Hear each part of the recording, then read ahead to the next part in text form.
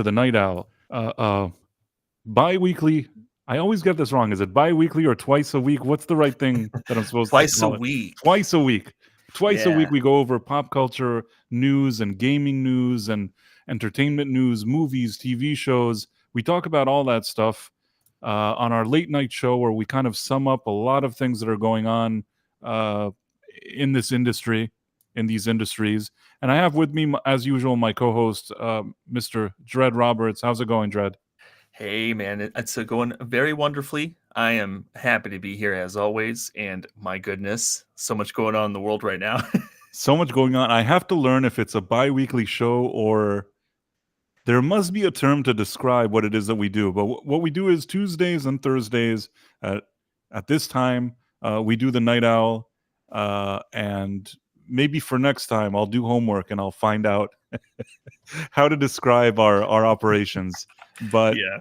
there is a lot going on. And it's funny, we always say this, that there's never been a situation where we wanted to do a late night show like this and there was nothing to talk about. In fact, there's always so much to talk about that we hope that we can cover everything, and we end up doing a kind of even longer stream than we intended because there's just so much stuff going on.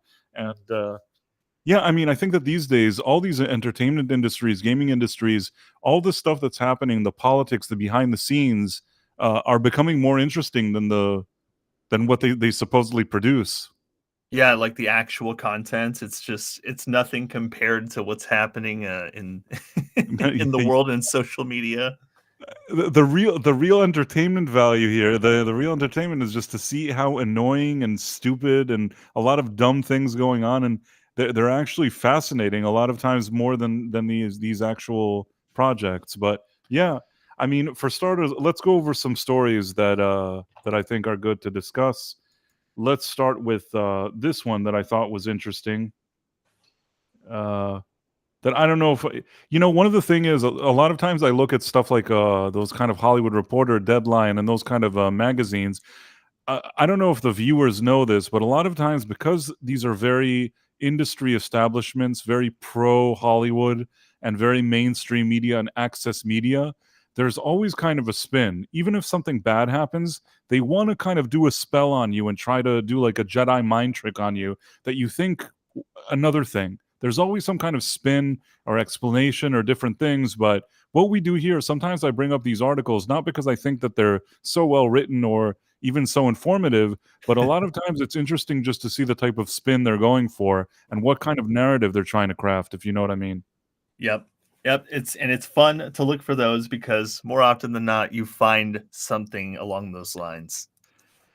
They give us a lot to work with. I don't know. Recently, I really like the Hollywood Reporter. It's like a circus of these type of mental gymnastics articles. So the reason this is interesting is because it says Los Angeles film and TV production sees sluggish rebound from strikes, but there's optimism. But the thing is, I personally don't see that much optimism. But what I find interesting about these type of articles is that they often kind of don't want to address the real elephants in the room or whatever you want to call it. Los Angeles is in California, and California over the past number of years has become a really difficult place to live and to do business. There's places there with crime that's just insane.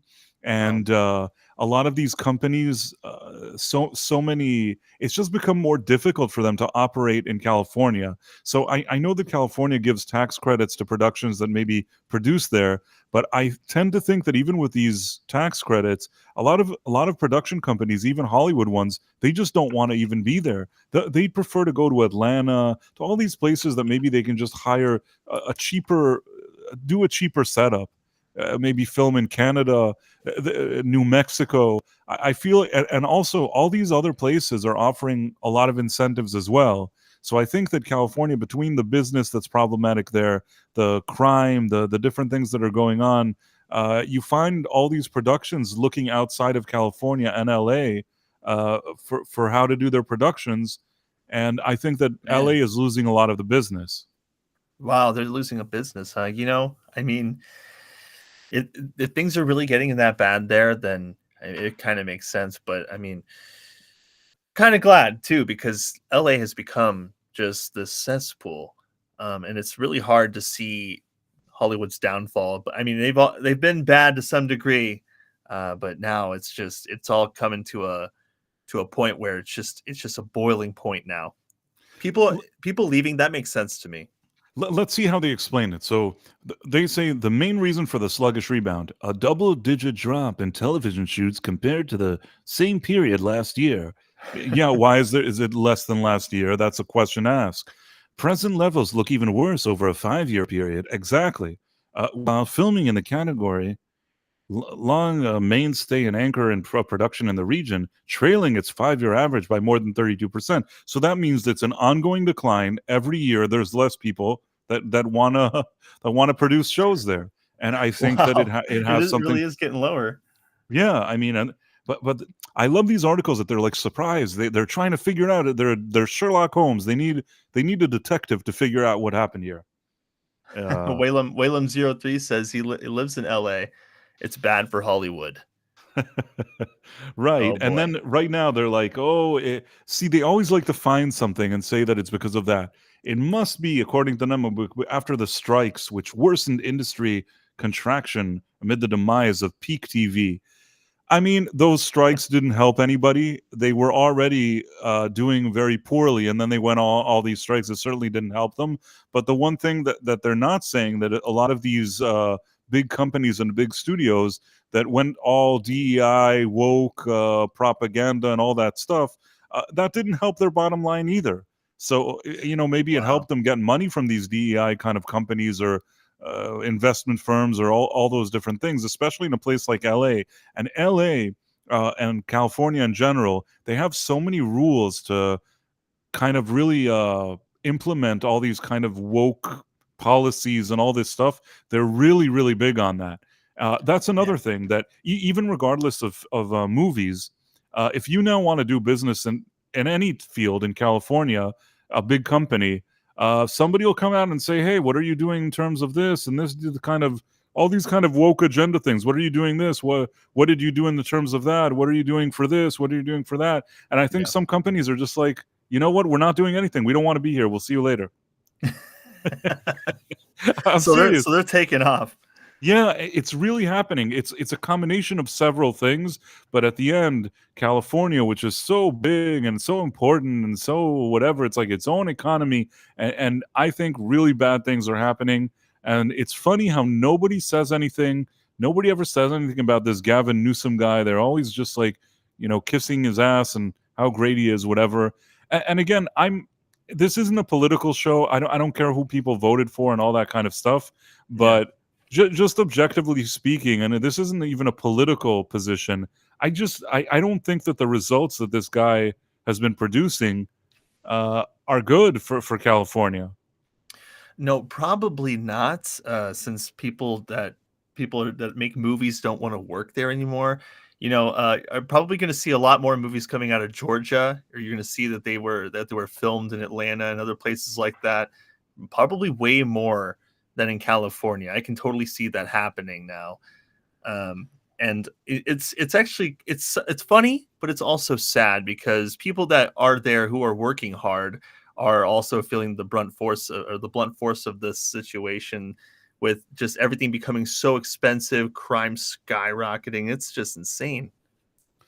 I agree, and the thing is that a lot of times in these type of productions, we kind of sometimes, I don't want to say we cheer. I don't like people losing jobs. It's not something that I really cheer.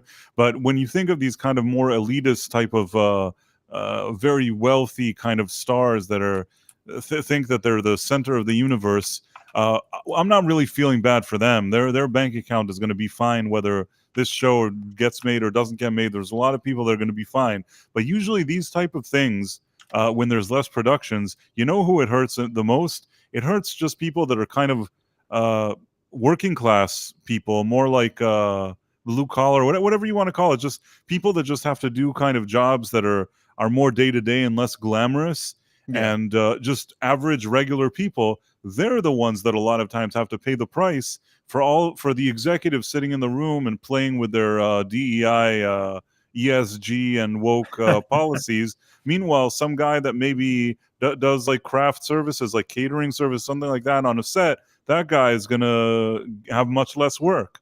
So in that sense, I do feel bad because even in California, it's not that everybody are those kind of extreme political over the top weirdos.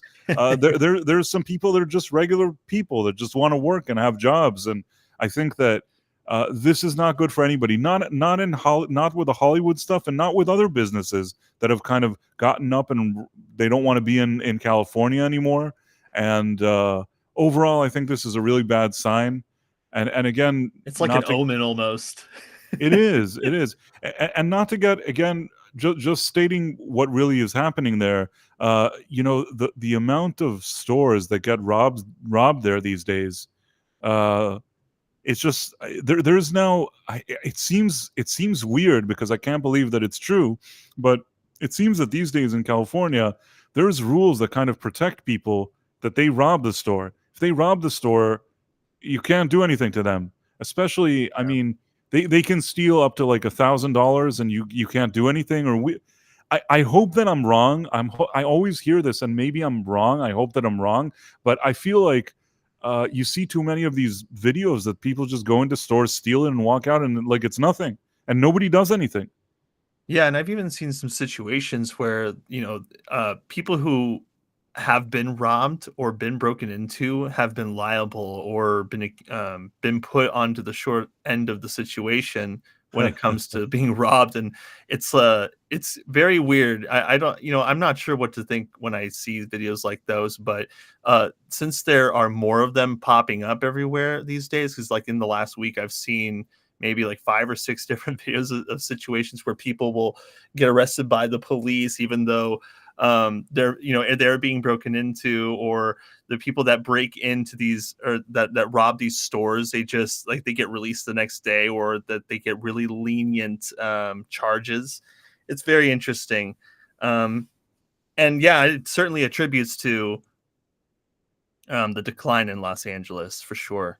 It's not a good sign. It's not a good sign. And years ago, before all of this started happening, I don't know why I remember this. I was in San Francisco a few times actually before 2016, 17, and there were a few parts that I kind of saw a few people in a few areas that kind of looked maybe like they were like an area with a few homeless people, or sometimes a place and maybe a few people downtown there looked kind of suspicious.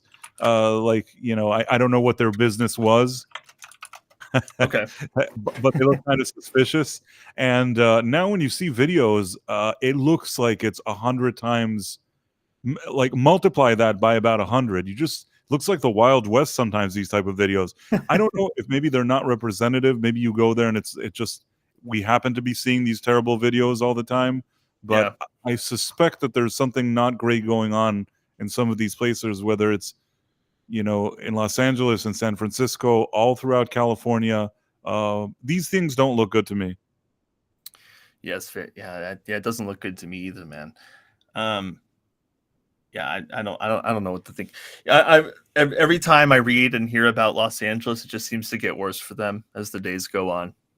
And I feel like at some point there has to be some kind of. I don't think they can sustain their whole state by doing something. Needs to change there. I wonder if there'll be like a tipping point where they'll be like, okay, now we got to get real people in here to do things that are good for us and stop with all this nonsense. Because if not, it's just I don't know how they're going to recover from all this. Well, let's see if they vote him back in. Newsom 4 more years. I personally, and it's rare because I rarely even talk about politicians, but because during the time that there was that international illness, I was still had some kind of ties and things that had to do with the industry. And I can tell you that a lot of his policies during that time did not help the entertainment. Maybe it helped some people in entertainment, but I think that there were a lot of people that maybe aren't the president of Warner Brothers or whatever, that really it hurt them, all of his policies. They were so kind of draconian. And there was certain things that he did that I really don't think were good. and ultimately he didn't help his state, and he didn't help the industry, and I don't see that reversing now. I don't see him doing anything better now, but that's just my opinion, of course. Yeah. For TV filming, there were 24 the shoot days in the quarter. I'm trying to see if they're saying anything of significant. It's all okay. They said there's optimism. Let's see what their optimism is. There's optimism in production levels for feature films. The category rose slightly in the quarter, picking up 634 shoot days to finish an estimated 7% ahead of the same months last year. Movies in production included Beverly Hills Cop 4, Atlas, and Lurker, all of which are getting tax credits to film in California. So basically, probably these guys got very, very heavy incentives to film these movies here. And the best they can say is there's 7% more than last year. But if you overall look at the decline of the past 5 years, I don't know how much optimism here. It's not like it's 40%. 7% is something that could be random. Next year, it could be less 7%. Meaning, very true. It doesn't feel like a strong enough number for me that they're saying, okay, look, there's serious things going on here. It's 25% more. 7%, it's so there's one more production there. Next year, there's 3 productions. It'll be less 7%. No, what's that diagram? The diagram here is explaining that how.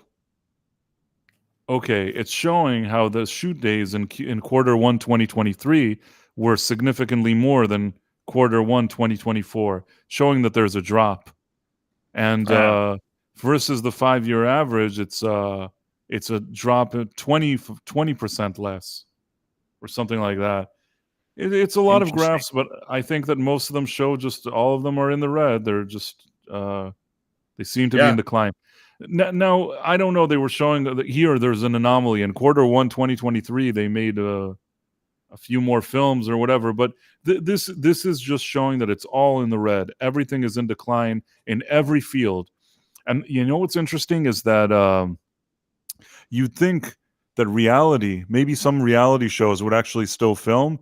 But even reality, I think that there's companies that are just saying, maybe we can film a reality show in Atlanta. Maybe we can film it somewhere else. Even they don't seem excited to be in LA. Keep in mind that just to keep the crew there, just to pay them, just to, the kind of equipment, the kind of maybe whatever permits they need. I don't know exactly what makes it. For some reason, it seems to be looking to these companies like they can get this done cheaper somewhere else. Or maybe some of these other places are just giving them better incentives. Or maybe it's a combination of both. But LA and California is looking less and less attractive. Even to these big Hollywood studios, they're just no longer filming in Hollywood. Yeah. But do you know who does look attractive? The people in the chat. We've got Tim Hayes. We've got Willem.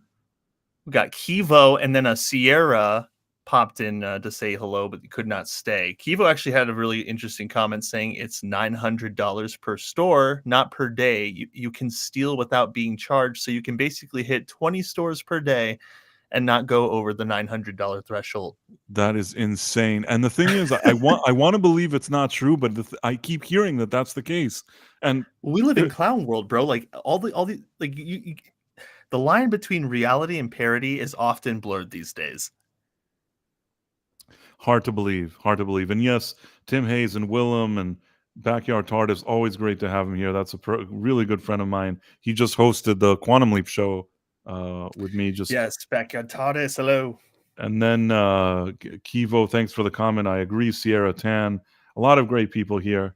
And so, yeah, I mean, that's the situation there. And I think that what was their optimism that they thought that what were they thinking that was going to happen? I already forgot what their optimism was. What was the optimistic outlook? Oh, the optimism is that Beverly Hills Cop 4 was shooting and there was 7% more. It's called Beverly Hills Cop. There was no choice. They had to film it in LA. If this happened to be any other cop except for Beverly Hills Cop, he wouldn't be filming there. And that movie, he makes a sequel once every 20 years. Dude, they're gonna have it in the credits, filmed in Atlanta. It would be so funny if now they make an announcement. It's too expensive. We're going to Atlanta.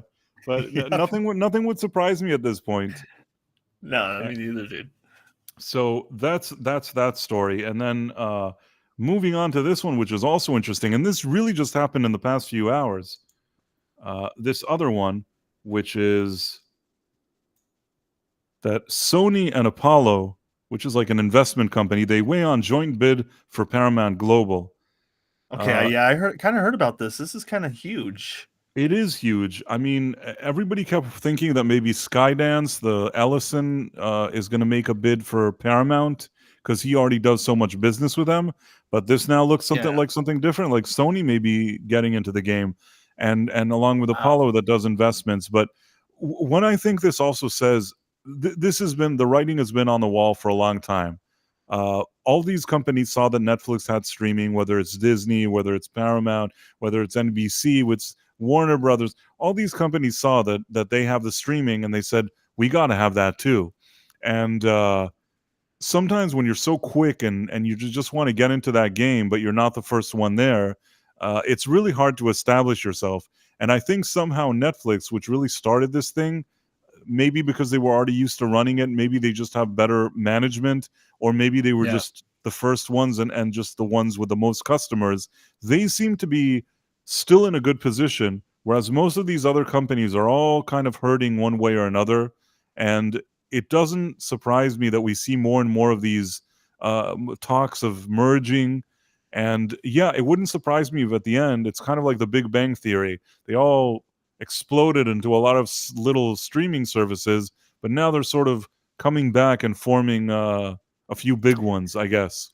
Well, I'm not too familiar with Apollo, so they're an asset management firm. They're people with money. I mean, they invest money and stuff. I think that it's So kind of so would like, this be like mostly Sony's thing? When this thing when if this thing goes through? I assume that Sony would be pulling the strings more, kind of the management and creative side of it. I would think, and this is just my suspicion, that Apollo is just, Sony, they want to do this, but I think that even if Sony wants to do it, buying something of this size, you need a partner that specializes in bringing money to the table. And Okay. I guess Sony could be, first of all, Sony could still bring money, but also be more on the management side. Whereas Apollo, maybe they agree with Sony's plan, maybe they give some input, but they also make sure that it's funded. I would think Well, that's my impression. this means that Sony, if they get Paramount, that's more Sony movies. I wonder if they will do. I wonder if they will. I wonder if they'll revive some old franchises if this goes through. Right, and here it says here that Apollo had previously made a $26 billion offer for Paramount, inclusive of equity and debt, though it was reportedly dismissed. But partnering with Sony would likely eliminate any cash or financing concern. So yeah, I mean, these type of companies, they need each other. Sony brings some credibility to the game in the terms of they know what to do with the studio. They also bring some money. Maybe these guys together can actually take over this company. And is it something good that'll happen? Is it bad? I don't know. It's another one of those strange mergers. But I think that it's happening out of necessity. That's also what happened with Warner Brothers and Discovery. I mean, a lot of these companies have been really trying a lot of different things, losing a lot of money. Paramount's not been doing great when it comes to its stock, and it's done a lot of stupid things. And Right. Warner Brothers, I mean, I will say that since David Zaslav came, I think he's doing the best he can under the circumstances. I don't think that David Zaslav's an idiot, but he came into Warner Brothers Discovery, where Warner Brothers had a $50 billion debt, which I think Ooh. he's still trying to somehow overcome that hurdle, and that's a really, really big hurdle to overcome. So Wow. nothing would surprise me. I mean, I don't think this is the last time we're going to see studios bidding for other studios, and also streaming services that are uniting. Warner Brothers united with Discovery for Max. Right. So Sony doesn't have a streaming service. They decided to steer away from it. It's kind of surprising because they have a lot of deals with Netflix, but if they take Paramount, does that mean they're going to be using Paramount Plus and using that as a place for their content? Or I are mean, they unless going they to? plan to scrap it, probably will keep it, and then it'll just be, theirs, right? Right. I mean, it would seem odd to me that they would buy it in order to scrap Paramount Plus. And at the same time, though, they've kind of stayed away from the streaming game until now. So it's kind of a surprise twist that they would buy it and maybe keep it. But Yeah. I don't know exactly the plan. Let's see if the article gives a little bit more insight. Oh, we got Vex Electronica and Bishop Judas in the chats. Hello, Vex Electronica. Here, even this article says it would raise questions about both Paramount Plus, given Sony's decision to avoid entering the streaming wars, as well as Paramount's linear TV assets, including CBS. So there are federal regulations restricting foreign ownership of U.S. broadcast stations, and as a Japanese company, Sony could face scrutiny under such rules. So yeah, there's a lot of things here that are, I wouldn't think that this was the best fit. When you tell me Sony, it doesn't sound like the best fit for this. And meanwhile, as we were talking, you and I, on a previous Night Owl, this thing between Skydance and Paramount, the talks there continue, and Ellison, he has a plan that he wants to do. Now, well, what do you think will happen if Paramount does not get bought by Sony, or doesn't go through some kind of merger? Do you think they'll continue to decline? I think that they're in real trouble, like a lot of these Hollywood companies. And I think that once you see these type of conversations and really the way we're looking at it now, I think it means that they're in real trouble. That's my opinion. And the other thing is that it could be, and this is sometimes a tactic, maybe they wanted Ellison. Ellison seemed like a more natural partner because Skydance does a lot of business with Paramount as is. So if he can bring the money, and he already kind of does a lot of work there anyways, and he sort of takes the reins away from Redstone, whatever it is, I think that that would seem to make sense. But then the Sony one, the only thing I can think of is maybe they kind of lured Sony and Apollo in there, and now they're going back to Ellison and saying, is this the best offer you can give us? Are you sure you don't have more money? Because Sony sure wants to pay a lot of money here. Meaning this could be a big negotiating tactic that they're just trying to get the best offer. Maybe they didn't like what Ellison was offering them, and they thought, let's light a fire under his ass and let's bring Sony into the mix. Even though Sony seems on many levels like a strange candidate for this type of merger, just having them, their name, their money, and Apollo, that may be stressful enough for Ellison that he'll suddenly make a move, or he'll be forced to offer more than he wanted to offer. That's just my 2 cents. You might find what Backyard TARDIS said interesting. He said Sony has been trying to sell their film division. Apple, Amazon, and Comcast all were in talks 5 years ago. Wow. It's true. That's why Sony seems like a strange candidate for Paramount. I don't know how this is all going to play out. My instinct, if I just had to on face value say it, I think they want a better deal from Ellison and Skydance, and I think that this is just some kind of game to put some pressure on him. That's my 2 cents. Time will tell. Time will tell if this is true or not. With my luck, tomorrow they'll announce that Sony bought it. But I mean, I know it'll just like right when you wake up, there's an update. That would be so funny. But it definitely brings to light that Hollywood is on the decline. Like every time we bring up one of these stories, it seems like something is just declining in some way. Like right. Mergers and all that stuff. No, what an adventure. Nothing good is happening, really. I mean, that's why we were saying in the beginning that it's so interesting, all the behind the scenes, because it's really almost every story you see all this kind of decline, losses, and poor decision making. And yet, again, these articles never mention anything. They don't mention how they alienated viewers. They don't mention the crime thing that I was talking about in Los Angeles. They don't mention anything. It's all like they live in some kind of fictional world, the people writing these articles, which is really strange. But let's go to the next one. Let's see. Okay, I hope you're ready for cringe. Are you ready for some cringe? Oh, I think I feel like I eat cringe for breakfast now. So yeah, let's go for it. Okay, so there's a new Transformers movie called... I just saw this trailer. Transformers 1, which, I mean, the levels of cringe in this trailer, even though it's going to be tough, it's going to be tough to watch this trailer again if already watched it a few times today. Dude, it's just the Ninja Turtles. It's just the new TMNT.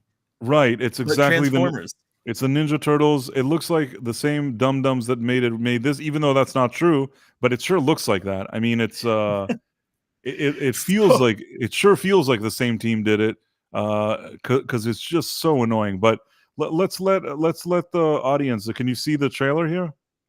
Yeah, I can see it. I can. I don't know. Maybe can you guys see it? They're just like, yes, we can see it. Okay.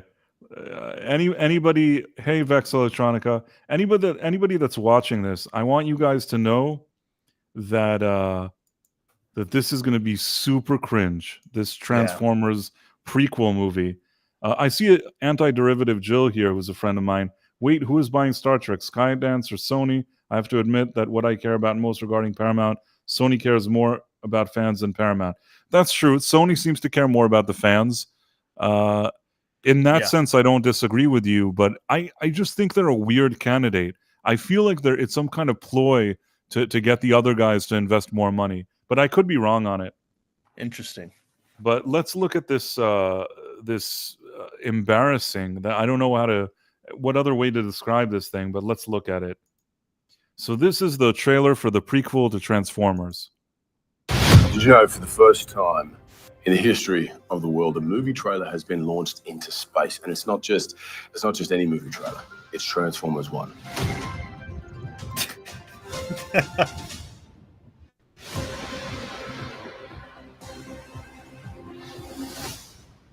Did you ever think that you'd see this day?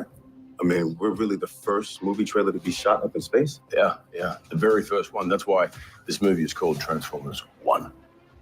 Already cringe. I don't even know what they're talking about. That doesn't seem right, but you know what? I'll take it. It's fine. Should be called Transformers First, shouldn't it? Transformers First. I like the original title, but I don't. With Transformers, we'll go with that one. It's great. What is this crap? This is that thing they do right before trailers, right? That's right. It's way too long. I don't need any of this. I think they should just show the trailer. Even though the trailer itself is crap. So, how long do you think we'll be here? I'm not talking to him. You know what? We are so screwed. Thought you weren't talking to me. You two, come with me. Report to Waste Management. Hi there, I'm B127. I'm actually working on some nicknames. The one I'm floating right now is Badassatron, which is actually pronounced Badassatron. We're gonna call you B. Wow. I know we're just lowly worker bots who can't even transform. What? This is all so dumb. This is like they made it for stupid children. We're just janitor bots. We're just cleaning bots. We're not the dude. What is he talking about? I don't know. The thing is that the Transformers have this kind of official cool thing about them. They growing up, if you even watch the old cartoons and everything, there was something cool about it, and the way they interacted, the way they spoke. And especially these kind of more, Optimus Prime and even Megatron or whatever. This is trying to show some kind of origin story, and they're talking like they're on a CW teeny show.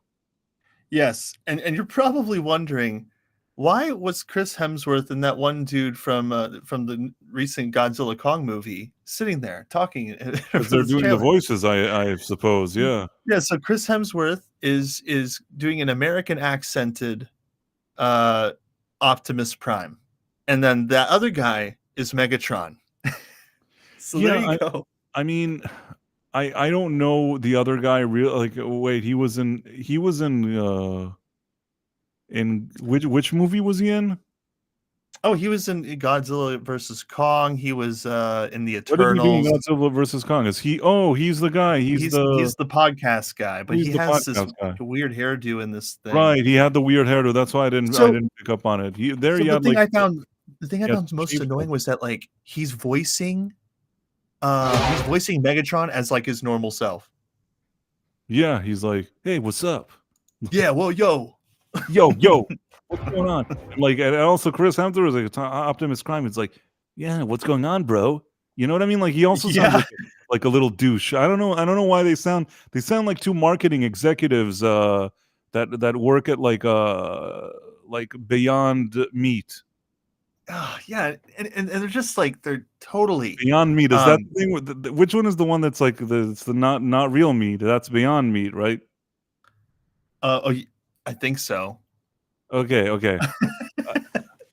Like, you know how So. you go into the supermarket and it's not really burgers, it's like the phony burgers? Yeah, well, I mean, They fancy sound like burgers, the spam. marketing executive of the company that sells the phony burgers. Yeah, they're like they're the spam of Transformers. Right? Something like that. So Don't you want to see what's out there?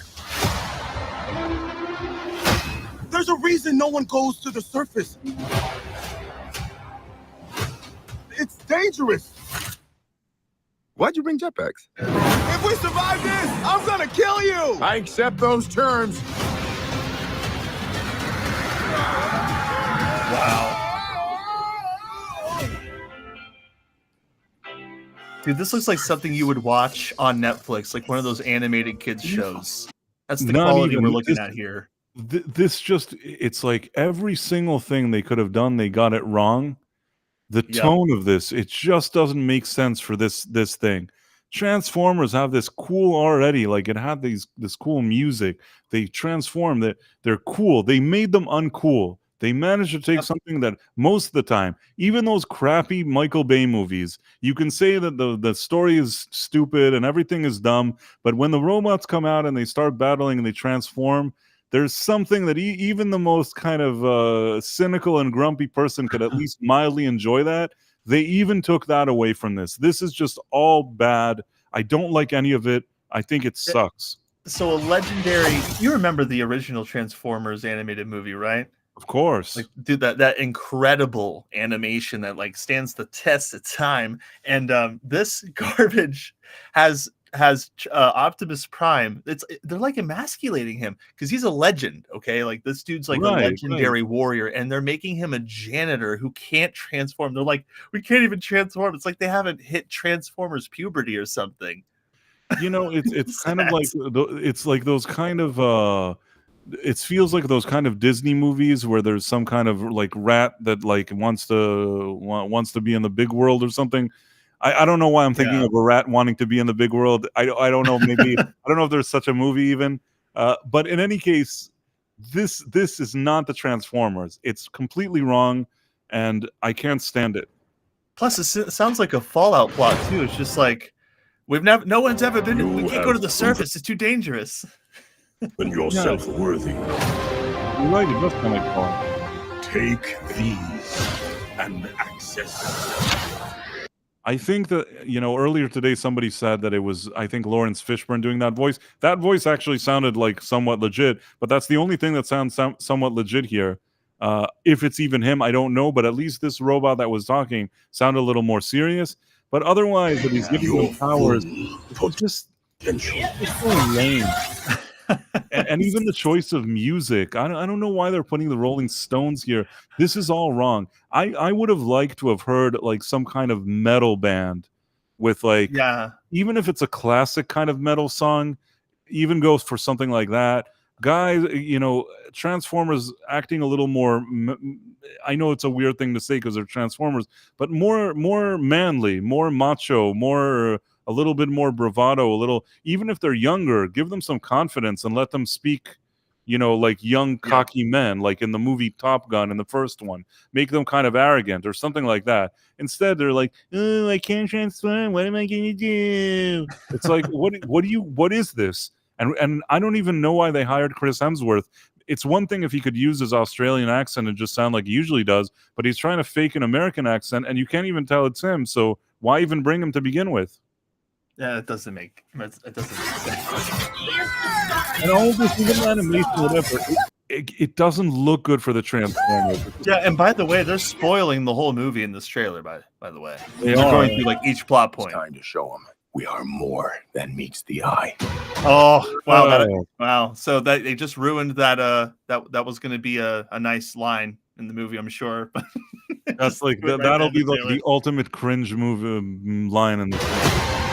We can transform now. On 3, 1. So even that's a joke. You know what I mean? It's all like a joke. It's working. Where's my head? This is really, really embarrassing. I don't want to see Optimus Prime wondering where his head is. We use these things. Oh, look at wheels! I need wheels. Oh my goodness! Oh, whoa! This is like some goofball movie. It feels like a complete. Even though Seth Rogen isn't involved in this one, this completely feels like a Seth Rogen. Feels like creation. Seth Rogen. It feels like he's voicing all of these characters. It's like, or he wrote all of the characters. It's so dumb. And again, somebody, you know, I don't know if they're trying to appeal to a young audience. I don't know. I wonder, is this what a young audience likes? Because a lot of the times they try to appeal to them, and then you look and the numbers aren't strong, meaning the very crowd that they seem to be wanting to attract, they don't even like this stuff. Yeah, these guys don't even seem like they care. I mean, they went the full comedy route. Like screwball loser comedy, not even just like a funny comedy. It's just Guys, that's not good. We already know what's going to happen. We've got these powers for a reason. Oh, aliens, huh? Let's use them. So is it? I don't even know if it's canon. As one.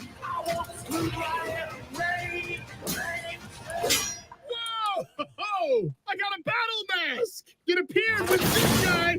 Knife hands? I have knife hands! I can see that.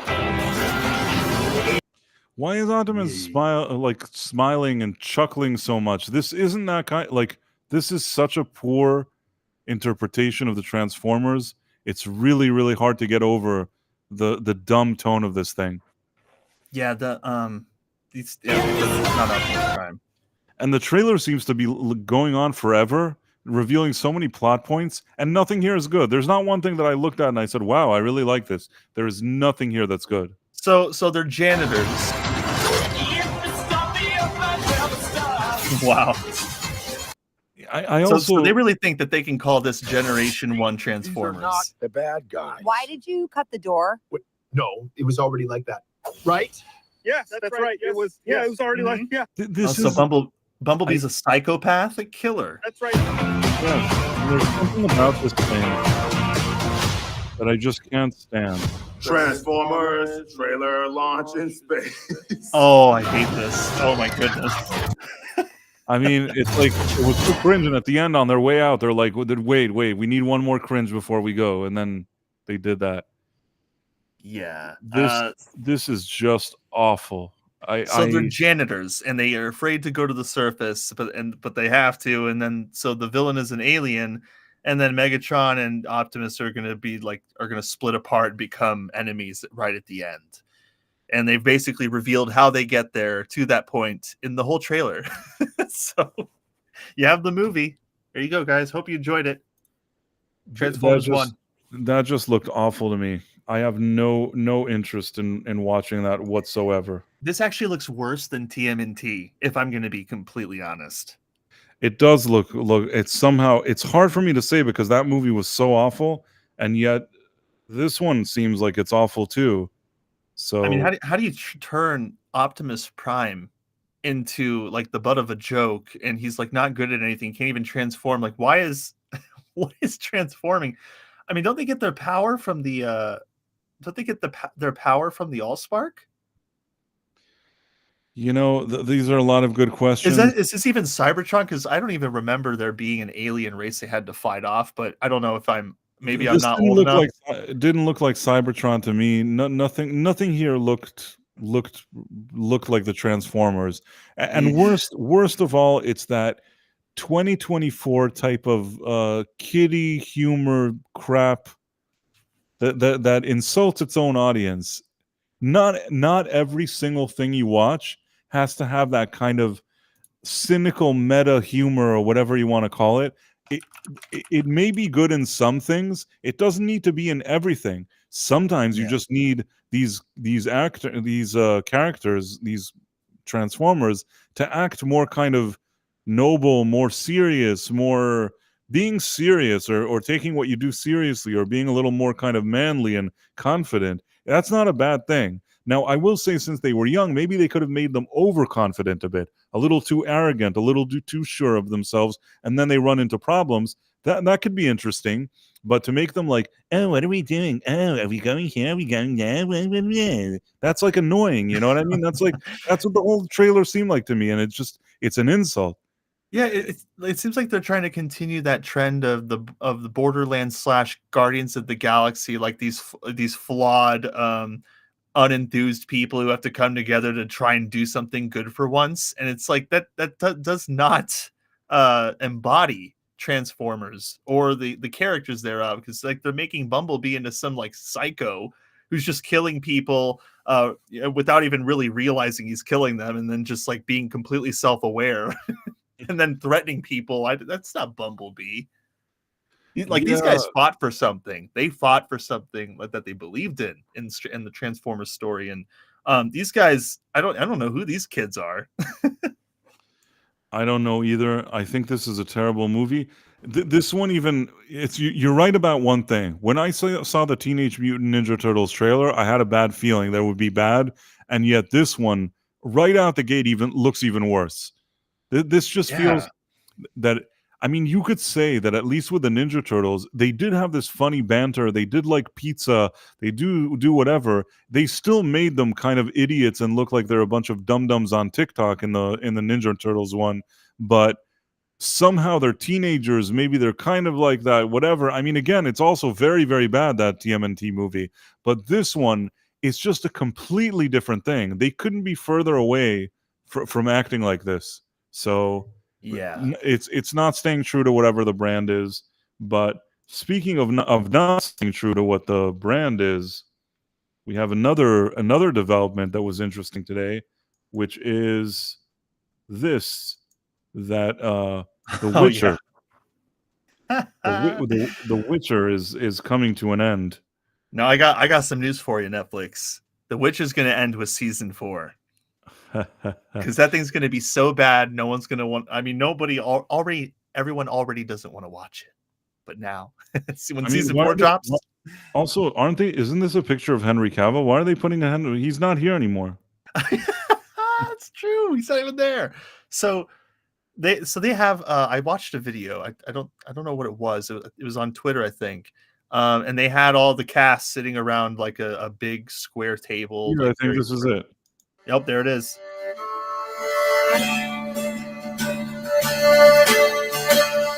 That's a little loud. Loud? Yeah, you might. Yeah. Sorry, I meant compared to us. No, it's okay. It's okay. It's not like they were doing anything interesting anyway. It is. She was swelled with royal kin that broke the court in wicked din. And since the queen had made no heir, the tale of King Blanchard. This doesn't instill confidence, to be honest with you. Yay! Ooh, our show sucked last season. Wow. I don't know what these guys are celebrating, but I'll tell you this. The reason they did this cast reading is that they want to show you there's a bunch of people working on it and kind of minimize the Hemsworth brother, because there's no way he fills Henry Cavill's shoes. I mean, no, everything is. That's what they're showing. Everything is better now that Henry is gone. Evil, dastardly Henry, who is just so mean. Now you got Chris. Now you got what's his face, Liam Hemsworth. I don't know that these Hemsworth brothers are really being shoved into a lot of projects that they probably are not a good fit for. You know, it is so funny you say that, because I recall Chris Hemsworth talking about how he doesn't want to be in movies with a crazy director like Taika Waititi anymore. Wants to be in more serious projects. Yet, like, every project I've seen him in since is one of the most silly things I've ever seen. And now with Transformers, that's the cherry on top of the cake. And then now his little brother is being subjected to justifiable backlash, because they're trying to shove him into this role that like just cannot be filled. And even then, with Henry Cavill still there, the writing is still bad. I suppose that if I was Chris Hemsworth's brother, Liam Hemsworth, if I was him, and especially since out of the two brothers, Chris is the more talented one. I'm not saying that Chris himself, he's not Laurence Olivier, but he's already, at least he has some kind of personal More charm, and he experience, goes to yeah. the gym and whatever. Yeah. Liam Hemsworth is really lower on the food chain, or whatever you want to call it. He doesn't have that kind of star power. His thing never took off in the same way. So I think that he's not going to be a game changer for this show. Certainly not with the way they've been writing and doing anything with it. And the other thing, and this is another thing that I keep telling you, that there's always a spin. So they're saying it's official. The Witcher season 4 is in production, but that's not all. We're already planning season 5, which will be the final season, and bring this episode to a fitting conclusion. Basically, this is a situation where Netflix says, like, you're not continuing after season 5. And it's like you said, we don't even know if this season 5 will happen. If they release season 4 and it's all crap, who knows if that'll ever even get made? Netflix is capable of just canceling it straight out if it sees it does 4 seasons and it's crap. Maybe because it's considered such a so-called flagship show, they're willing to try to do this, hoping that they can lure people in. But I don't know. I think this show is really screwed. The second Henry Cavill left, I think they were screwed. Well, they're already at a huge disadvantage with the departure from the original plot too. Just the departure from the logic of that story. I remember them talking about how this arrival of Liam Hemsworth version of The Witcher was going to be some kind of multiverse thing. And I have no idea how they're going to do something like that. But that's already a losing strategy. Is Liam Hemsworth? You're trying to sell him to the fans of The Witcher, and his very existence is because of some kind of departure from the story, and which is also due to Henry Cavill's departure too. It's not a good start. I honestly I'm very confident that season 4 is not going to be very good, especially if the same people are running it. Yeah, they haven't learned anything, and I just don't see them course correcting. There's always been miracles, but without Henry Cavill and with the way they've been writing the show until now, it just doesn't look very good. I think that their odds of somehow pulling this thing together are very slim. Yeah, and people have been really critical of the show since the very beginning anyway. So many things that do not align with the books that people have a problem with. The writing isn't very good. Even in the first season and the second season suffers. They do some pretty awful things to very beloved characters. I know that I've played a crap ton of the Witcher games. Books, not so much. But my experience with The Witcher has been genuinely positive. And ever since I've tried to watch the Witcher series, the only good thing I can get out of it is Henry Cavill's performance and maybe like a couple of other people, but they don't get enough screen time. And that whole experience has been disappointing. The first season, I would say that Henry Cavill is the anchor of that show, and that's the reason why that season even works. The other thing is that that actress, Anya Charlotta, she doesn't look bad. And I think that in that first season, they highlighted the fact that she doesn't look bad. Henry Cavill is good in that. But the second they went into the second season, immediately they started like doing that thing where they try to make the actresses look less good than they look in real life. You know what I'm saying? Yeah. How do we make her look like she has a lot of mud on her and she's frumpy because she was in the forest or whatever?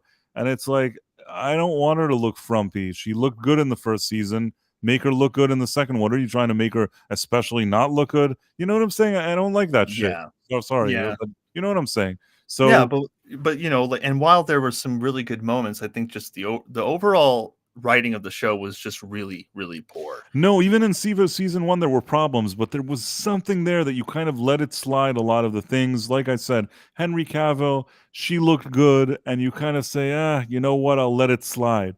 But that's the kind of first season that you expect, that the next season takes everything to the next level and improves on all of its shortcomings. Instead, you got a second season that wasn't even as good as the first one. Then you got a third season that wasn't even as good as the second one. And the third season was just a complete joke. So yeah, that's interesting because like me, I've looked at the show as as sprinkled with some really good moments, and then like most of the show otherwise is just like a bummer. Absolutely. And I didn't even watch season 3. I did not watch season 3. I think that I put it on. I may have like been tuning in and out. It wasn't good, but I may have put it on just out of curiosity. But no, that show was crap. I think maybe I gave up in the middle of the third season, but there was just a very, very, very significant decline. Yeah. And But hey, Liam, I wish him luck though. I really do. I wish him luck. That cannot be an easy position to take. That's all I'm going to say. No, I mean, listen, I don't blame the guy. I assume that they paid him a few $1 million. He can put those few million in his bank. Sometimes you take something and you need to get paid. And Liam is in a position where he needs to get paid because I think that he gets less offers than Chris does. So Yeah, somebody that offered him a is true. lot of money. So, yeah, I mean, it's fine. I don't hate them. But I think that this, I don't know. I don't No, know I what don't to hate him say. either. I don't hate him either. They seem likable enough, but Liam has always seemed not as cool as Chris Hemsworth. And even Chris, I'm not saying he's the perfect actor, but I think a lot of times he takes roles that are not right for him. But what do I know? He was good as Thor in the earlier Thors. I'll give him that. Yeah, he was good as Thor. I just, but now, now that Transformers thing is out, oh my goodness, that changes that things. thing, yeah, that changes. That's very cringe. The another thing that's going on here is Quentin Tarantino. He he has this weird thing that he keeps saying that he only wants to make 10 movies and then he'll retire. And it's becoming kind of dumb because he has one more movie that he's allowed to make, I guess, and he wanted to make that movie The Movie Critic, which he had a whole plan around. But then what happened was that he decided that he wasn't sure about that movie, and now he doesn't know if he wants it to be his 10th movie, and he actually wants maybe a different movie completely to be his 10th movie, and he seems like he's going back to the drawing board. But the part that's kind of stupid here is, as much as I respect the idea that you say, no, I only am allowed to make 10 movies because I don't want my filmography to go bad because a lot of directors later in life, they don't produce good movies. I can understand that, but to just sit there and just say, no, it's 10, it has to be 10, it's just dumb. I mean, I feel like he's putting unnecessary pressure on himself, and if he had more movies to make, he'd just make this one. Yeah. I agree, actually. That's a pretty interesting point. I mean, if his mind is so set on it being the last movie, then he's going to limit his own creativity in some ways. Yeah, I mean, I respect what he's saying about making it the last movie, but at the same time, I somehow don't really I don't know. I don't agree with this strategy, and I think that it's also probably, if you're a filmmaker, it's distracting. You remember when he was making Star Trek movie and then he decided not to, and then it transformed into the Movie Critic movie? Totally. I actually was curious to see what he would have done with Star Trek. I think he was going to do like a rated R Star Trek. It couldn't have been any worse than what Kurtzman does with his Star Trek, so I assume that it would have at least been somewhat decent. Yeah, maybe. But I mean, I remember him talking about the Movie Critic. He was like sharing plot points with interviewers. So it's just weird to see that he's just kind of like going away from that now. He's an eccentric guy. There have been movies that he suddenly did want to make, he didn't want to make. Maybe he'll still come back to it, but maybe. I think he needs to kind of loosen up a bit with all of this stuff. But what do I know? Yeah, I will say though, there's two cases in which we almost got like a franchise movie with Tarantino. One is Star Trek, which I'm sorry that they didn't make that happen, because I would be interested to see what he would do with Star Trek. That sounds interesting to me. And the other thing is that he wanted to direct a James Bond movie, and the people that have the rights to that IP that kind of manage it, they basically didn't want him. And that's actually kind of a shame, because he's pretty good with tension, man. He's great. I think he could pull off some really great Bond scenes. I'm not going to lie. But the reason why he's so upset, this is the reason why, like, until this day, I think he's mentioned it a few times, that he feels personally kind of betrayed or upset with these guys that are a second generation that run the Bond thing, which is I think Barbara Broccoli, who was the daughter of Cubby Broccoli, who he was one of the original partners that owned that IP. So what happened is that some years ago, before Daniel Craig became James Bond, do you know this story? No, I'm just listening to you. Okay, so basically what happened is that Pierce Brosnan had already made a few movies, and he had made a fourth one or a fifth, whatever it was, and it wasn't very good, and it wasn't very well received. And he was in California, Pierce Brosnan, and some I don't know if it was at the Hotel Marmont or one of those kind of industry hangouts, and Tarantino happened to be there, and he saw him, and I guess he sat down with him, and they started drinking vodka or whatever it is together. And Tarantino told him, listen, I got this great idea, maybe knowing that previous movie wasn't very good and the franchise was kind of getting stale. Tarantino said, I have some ideas on how to make this really cool Bond. I want you to be in it. We take it in a whole different direction. I'd love to see this movie happen. So at this point, are you with me? Yeah. So I don't know how you feel about Pierce Brosnan, but that was during the late stages of his era. So at this point, Pierce Brosnan somehow set up maybe a conference call or something where it was, I guess, Tarantino, Pierce Brosnan, or Barbara Broccoli. I don't know. I'm trying to wonder how this all went down, but I'm sure Tarantino explains it somewhere. I know one thing. I don't know if he related to Pierce, who related to this Barbara Broccoli lady, or they all talked. But Tarantino wanted to make the movie Casino Royale. Oh, did he now? Now, Casino Royale was basically a movie that Barbara didn't have the rights for. It belonged to somebody else because it was the first Bond movie that was made, and it was initially made as a parody. So it's a really long story, but they didn't have the rights to it. And Tarantino said, if you can get Casino Royale and kind of make this a sort of give more of an origin story for Bond, for how he became the ruthless, Bond that he is, what turned him into that. And he had this kind of whole idea of what he wanted to do, and he pitched it to them with Casino Royale, and they told them, I guess, Pierce Brosnan and Quentin Tarantino, that idea is awful, and they don't even have the rights to Casino Royale, and they don't want anything to do with it, and they'll see him later. And the next thing you know, they fired Pierce Brosnan. They decide that they want to hire a new James Bond, make the movie Casino Royale, and make it sort of an origin story for the guy. Basically, oh my goodness, whatever Tarantino's pitch, and I believe him because I don't think he has any reason to say this if it's not true. Whatever his general pitch was, they just said, we'll just do it without Tarantino. What do we need him here for? And so we could have had a potential. We potentially could have had a Pierce Brosnan Casino Royale film by Tarantino. Yeah, and I wouldn't have hated that. I'm so curious as to what he would have done with it. To be fair, out of Daniel Craig's movies, I think that Casino Royale is probably the best one. But even with all of that being said, man, Tarantino making a film like that, I would have wanted to see it. Yeah, I mean, if there's one thing I know Tarantino for, it's building tension. And his action scenes, a lot of them are really good. I mean, my goodness, ever since Kill Bill, I know that dude can choreograph some great fight scenes. And then, in other movies like Inglourious Bastards, you've got what's his name? Christopher Waltz's performance in his role in the scenes where he's just having intense conversations with people. I think that he could really do something cool with James Bond. Maybe he should go back to that idea. Make a Bond movie, because that would be pretty sick.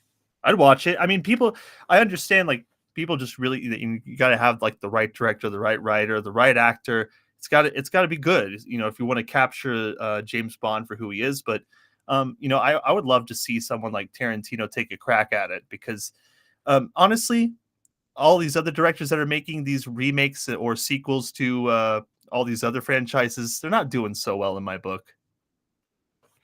Yeah, no, a lot of franchises aren't doing well. And yeah, Pierce Brosnan. I mean, looking back, I don't know if I would have wanted Pierce Brosnan again, but I don't know. That's just kind of me. My opinion just kind of changes on those actors over time.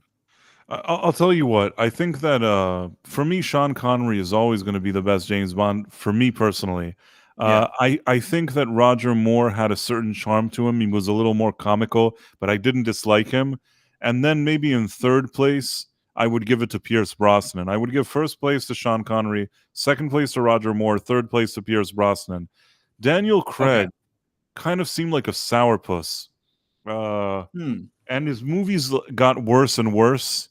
The only movie that I think that really the only reason why I think his tenure was successful was because of that movie Casino Royale, which at least that one, even without Tarantino, maybe because of Tarantino's enthusiasm, they somehow actually put it together that it seemed he gave them enough of a blueprint maybe to make something, and that movie actually comes out pretty good. But anything that came afterwards with Daniel Craig is not good.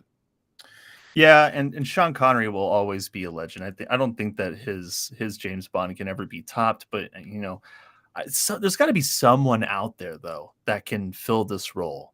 There's got to be. I mean, they found Sean Connery. I'm sure that they could do it again, but they also need to just make a classic Bond movie and not shove a bunch of politics into it. That's one thing that I am almost confident that they're actually going to do, because it seems like whenever they have these sequels in modern day filmmaking where they have, conspiracies, governments working against each other, spy stuff.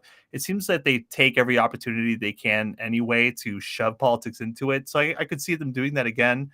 I didn't see the last Bond movie, but I heard some things, some mixed things. And as you said, his movies have gotten worse. He hasn't exactly. I mean, he's had like two Bond movies where he's down and out and like old Bond, and he has to like get back in shape again. He has that in Skyfall. And then they had like two more Bond movies after that. Yeah, I mean, the thing is that if we were supposed to see how he became the James Bond that we know, what process he went through. And that first movie really lays the ground that you're getting kind of a more fresh and vibrant James Bond. But by the second movie, third movie, we never got that thing that they seem to promise in that first Casino Royale movie. They don't deliver on that promise, if that makes sense. Yeah, it makes sense. We got. I was just checking out some of these chats. We got quite a few people that popped in. We got Emperors. We saw Bishop. We got Elijah Fire on the Rumble side. Boosh has been in here talking too. He says he couldn't watch No Time to Die. He's like, no, thank you, sir. That movie was really annoying. I mean, there were parts of it that were filmed well, and it was like a competent movie. If you would have called it Super Agent, it wouldn't have bothered me. But the fact that it's a Bond movie is what makes it not a good movie, because they just do everything they can to make Bond look like a dum-dum. And I don't want to spoil it, but the ending is the most unacceptable ending that I've ever seen in a Bond movie, for sure. Is it? Did you ever watch the movie? I don't think I did. I mean, I feel like if people are really sensitive, you can close your ears for a second. But I think at this point, people know what happens in this movie. In No Time to Die, what happens? I'll just give it to you like it's a spoiler, but I'm not spoiling. It's not worth your time. But I'll spoil it anyways. Basically, in the movie, any woman that James Bond hits on is not interested in him because he's old and dumb. And then in addition to that, it turns out that he at some point got a woman pregnant, like one of those ex-girlfriends or something like that. He got her pregnant, but he didn't know, so he has a daughter, and he finds out throughout the movie that he has a daughter. And then by the end of it, he actually... there's a missile that gets drops on an island, and Bond stands, and the missile hits him, and he blows up. Wow. Like, Bond dies because a missile blew him up. You see him standing, and a missile falls, and he blows up. Like, you've never seen Smash the Patriarchy more than the ending of that movie. That is just insane, man. That's insane. That's the most recent one? That was the last one they did. That was the last one. That was the last one. That was Daniel Craig's swan song. And I think that even if you want to do a swan song, you don't kill the James Bond character. You don't drop a missile on him. That is so fascinating. They said that they gave him a respectful send-off. That is not a respectful send-off. Dropping a missile on you, and I can't even explain the visual to you. He's standing there, and there's like a missile that drops on him. It's like, it seems like something that would be in a satire, but that's actually what happens. And prior to that, he's like weeping because he has a daughter. All this weird stuff. This is not James Bond. James Bond, he goes out, he cracks a few jokes to the ladies. He, makes sure that the ladies are, really into him. Kills the bad guys. He's confident. He's cool. He's awesome. He doesn't do that. That's dumb. So Bush says that he cries he was an idiot and cried all the time. It's true. It's true. They made him like this kind of overly sensitive James Bond that cries and walks into a missile. Somebody wrote here the picture of Bond sitting. This is Davina Duckworth. Duckworth. The picture of Bond sitting behind the black lady for No Time to Die was the most hilarious. I'm trying to think the picture of him sitting behind her. I don't quite remember exactly. I probably blocked that movie. I will say that I think that prior to the release of that movie, they did some reshoots or re-editing to try to minimize that character of Letitia. I don't remember. I think her first name is Letitia. Mm-hmm. I don't remember her last name, but I could be wrong. But in any case, Letitia Wright, is that her name? I don't know. What do I know? Hey, it's okay though. I don't know either. I'm actually kind of Lashana Lynch. On that one. Lashana Lynch. I am so sorry. Letitia Wright, I think she's the one that plays in Black Panther, that she's the female Black Panther. Lashana Lynch, on the other hand, she plays Captain Marvel's best buddy or something. That's why it's not... Okay, yeah. I know it sounded bad that I was confusing these, but they're both Marvel, and it's a late hour. But at the end of the day, and they're probably interchangeable. not because of their background, but because there's nothing memorable about either of them. Which one was she in, Lashana? Lashana Lynch was Captain Marvel's flight buddy. No, I mean like in Bond. Was she in Bond? Yes, she was in No Time to Die. Basically, Bond shows up at headquarters or whatever it is, headquarters, and they tell him, listen, you can't be 007 anymore because there's another 007. So then, I haven't seen this in a while. I remember vaguely this is what happened.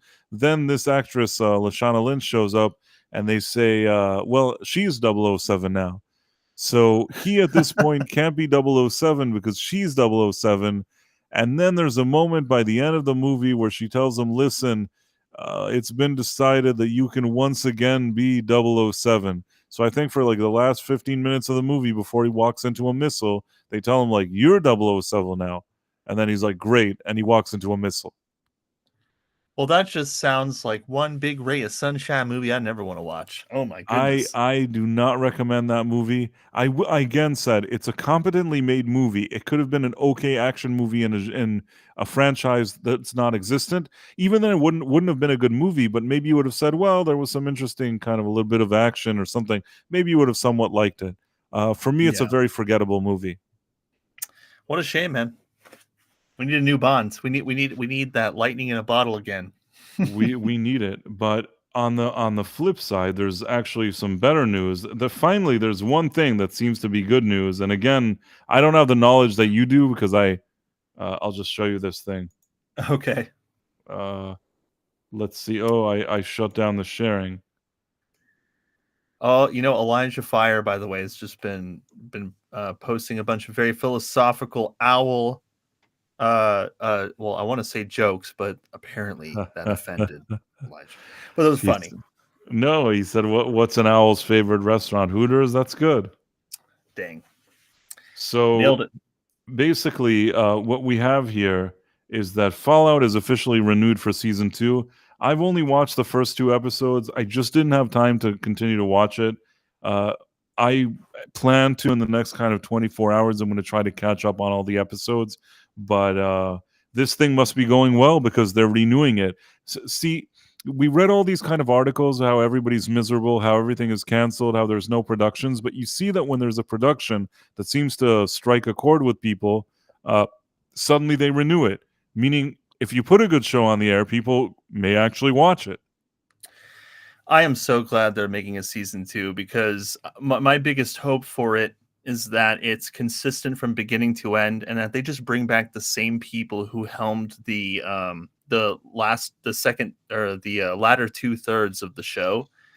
Those guys really knew what they were doing with the direction and the writing. I know that they were probably, just from what I saw, it seemed like they were piggybacking off of the ideas they were given and then just trying to make it better, because I saw that the performances and the direction of the show got better as it went on. I think it fizzled out near the end.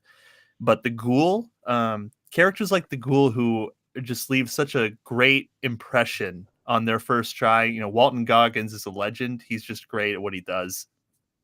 And I just want to see more of his character because, you know, the scenes that he got were amazing, but we just need more Ghoul. We just need more solid storytelling that brings these characters together. I want them to interact because I really do see potential there. I just think that they just need to stay away from injecting weird politics into it. And I know that that's weird because it's Fallout, but there's a difference between putting politics from modern day, okay, our politics into a satirized version of America that has completely different ideals from ours, or at least extremely exaggerated. And I want to stick to those politics. I want to stick to the in-universe politics of Fallout, not bring our politics into it, because that just brings the show down. Agreed. But yeah, I think that, aside from Shogun, I think Shogun is a really good show too. And I think that Fallout is just one of those bright spots. I hope that we get more shows like that one, just more consistent, in my opinion. Yeah, I mean, here and there we've had these kind of shows that sort of surprised people. I think that One Piece people were very happy with. Fallout, I think at least some people are happy with. Maybe not everybody is fully happy with, but I think relatively speaking, it seems like something cool and different that was made. And I'm hoping that we see more, like you said, productions like this, and less all the other crap that we're seeing.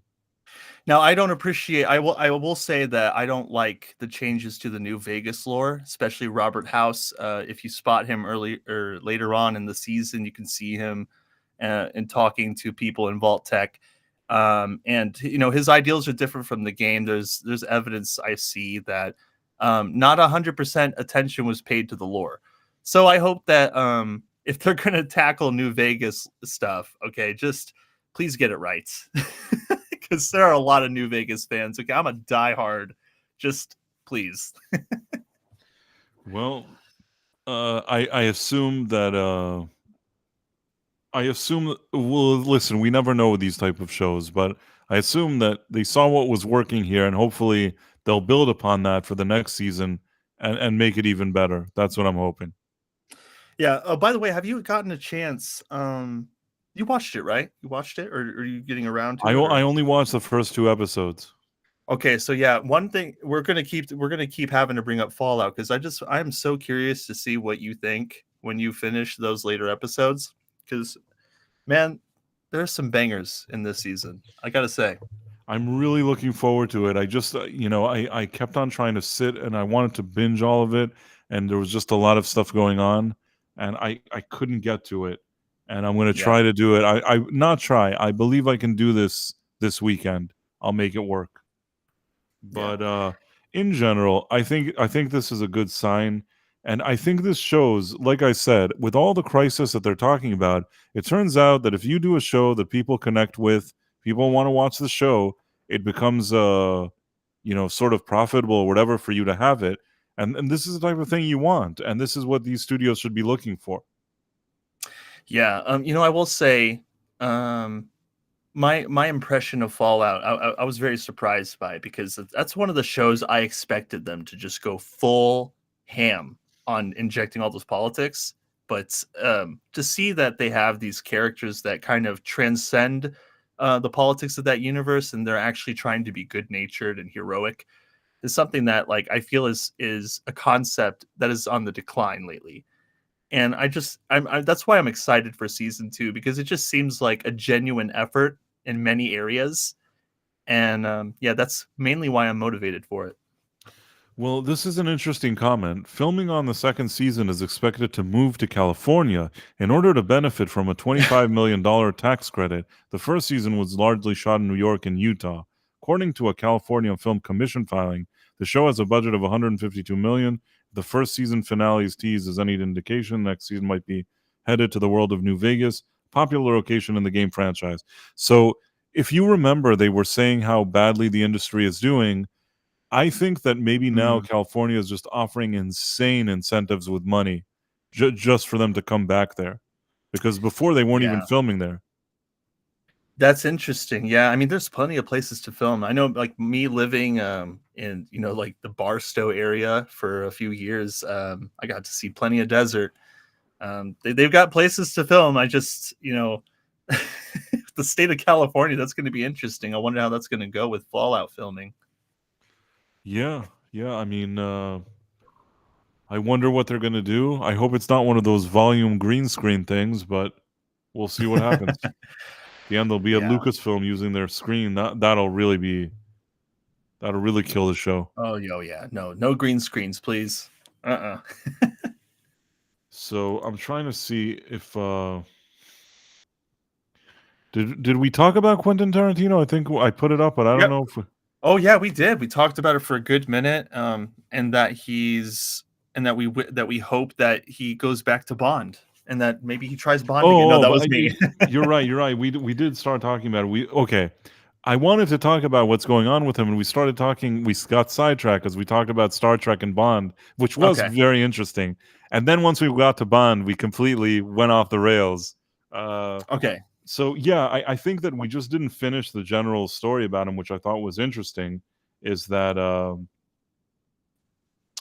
he's always said he's only going to make 10 movies. And then right now he's having trouble with this last movie, and he doesn't want to make it. He does want to make it. And I just think, just to sum it up, because I don't know if we really summed it up, that I think it's a dumb policy, and I think he should just make his movies. And if he stops thinking so much, overthinking it, I think that there's some good movies in him. Remember, because I think we said that it limits his creativity, and I think, like you said, he's putting a lot of pressure on himself. Right. I mean, I think this is just a summing it up because we went off the rails, but I'm just saying that not that there's anything wrong with going off the rails, but I think that he just needs to drop all this stuff, sees a movie that he wants to make it. Maybe to himself, he can say, at this age, I'm going to retire. I'm going to be this age, maybe then I'm going to retire. But even then, what's the point of limiting yourself? You should just give yourself a chance to make whatever movies you want to make. And at the end of the day, I don't think his policies are very good. And I think he's starting to understand that his policies aren't very good. So maybe he'll make some changes. Yeah, I mean, he's old, but he's not that old. He's still got some years left. He's not like 500. Yeah, he's got some years on him. He can do that. He can do it. So that's that one. And we went over this one. This I thought was an interesting. I don't know. This was just a weird thing that I was surprised. Let me see if I can share it. Oh boy. No, this is just a kind of a weird random one. I don't know if you're a Breaking Bad fan. I love that show. I mean, I think Breaking Bad is one of the best shows ever. But Giancarlo Esposito, that plays Gus, says that at some point in his career, he was broke, and he considered making it seem like somebody had disposed of him so that his family can get the insurance money or something like that, which it's a very dark thing to think. That is so sad. Yeah. And the thing is that he's so good in that role that I don't know. I mean, but it's an interesting interview. I mean, he said he didn't want to cause pain to his loved ones, and he wouldn't do something like that. But the fact that it crossed his mind, says a lot. Is also about the industry and what it means to be an actor and a lot of things. But at the end of the day, That Gustavo Fring role is a role that just was excellent for him, and I'm sure has been a steady source of income for a number of years now. Yeah, that absolutely. Is this like before he got the Breaking Bad role, or is this like earlier Yeah, I on? think this is before he got the Breaking Bad role. I mean, he was in movies like Spike Lee movies. He would do guest starring in little roles, maybe a character actor. I think that people largely he went unnoticed until Vince Gilligan of Breaking Bad said, "Okay, this guy's our guy." He has a gift, Wow. Vince Gilligan, that he can just take some guy that you'd never think is good for a role and just put him in that role. And I think that he Yeah, I agree. understood. Yeah, I mean, he understood what the actor's potential was when a lot of people didn't understand it. And if you Man. actually look at the cast of Breaking Bad, a lot of the people there are like that. I mean, Bryan Cranston as the guy that was like some goofy father in Malcolm in the Middle. It wasn't an obvious choice that he'd be in Breaking Bad as Walter White. Right, but then he ends up just bringing the performance of a lifetime. Absolutely. And then you have what's his face? Like, for example, Hank, the guy that plays Hank, was a guy that you Yeah. can start looking at a lot of old movies and shows, and you'll see some kind of guy like Hank, that is Hank, basically that actor, mumbling like a line or doing something like that. And nobody knew what to do with this actor. But then Vince Gilligan is like, I know exactly what to do with this actor. And amazing performance. Yeah, and Giancarlo's performance was so good they ended up bringing him back for Better Call Saul. Yeah, which he was really great in as well. He was great in that as well. I will say that there's, the Breaking Bad for me is like a perfect show. When it comes to Better Call Saul, it certainly had a high ranking, very high ranking for me. I really liked it, but there were things that were done there in the finale that I couldn't really forgive. Yeah, that was a conversation that was had by a lot of people too. I think they still talk about it. I just think that especially the last 15 minutes of the episode, a few things happen there that are just unacceptable. They don't feel that like they ring true to the Saul Goodman character. Well, personally, without spoiling it, I was definitely expecting a much different ending. I believe, in redemption arcs. maybe I don't know, that's a me thing, but I think and because of that, I was put off with what happened. But I'm certainly in the same boat that it's just I think my expectations were a lot more different just because of the way that the character was built up throughout the show. Seeing, it was a very very good show though. I really love that show, especially the first few seasons with I think him and his brother. Just great stuff. Yeah, I agree. Yeah. Sorry, I was drinking in the background. Not How drinking dare you like alcohol. hydrate? Yeah, I have to hydrate. It wasn't like alcohol or anything. It's just iced tea. So Right. those of you who thought that they heard me drinking something, it's true. I wanted to clear my throat, and it was iced tea. Not to put you on the spot or anything. Everybody was so curious. I had to share that info. In any case, let's look at what else. There was something else here. Okay, this actually is really up your alley. And you know exactly what went on here today. I'm still trying to figure out this whole thing with Pokemon Go, but I know that you know it because it's one of those kind of Gamergate situations. So I figure. Oh yeah, man. There's plenty. There's plenty to say. So I mean, this came out maybe almost a decade ago. Back in 2016, I was playing it. I was trying to catch Pokemon all the time. I'd go in airports, grocery stores. It was a really big thing back then. People were making videos about it all the time too, and so what happens is, I think a few years ago, Niantic, which are the people who are in charge of this game. It's not Nintendo, although Nintendo does own Pokemon. This game, Pokemon Go, is a Niantic Games thing. So they have been constantly parroting, pushing DEI stuff, ESG, content in their future projects. And so what happened yesterday, is that the Pokemon Go app Twitter account posted an announcement that they released a global update to Pokemon Go, in which they added a bunch of customization options. But what they did is they added a limited customization option thing that made your characters you can't pick a gender. And on all of the characters that actually already had a look, men's and women's accounts, they've been changed to these androgynous looking characters that do the best that they can to eliminate the male and female anatomy to make them all look very samey. People were obviously not very happy about this. They've been talking about it. I've been talking about it. And it's just a technical disaster. People that have been supporting the game for years, including like a Twitter account that has thrived. I think it's called Pokemon Go Updates, but it's thrived on giving people information about Pokemon Go. Even they disapprove of what's happening with this thing.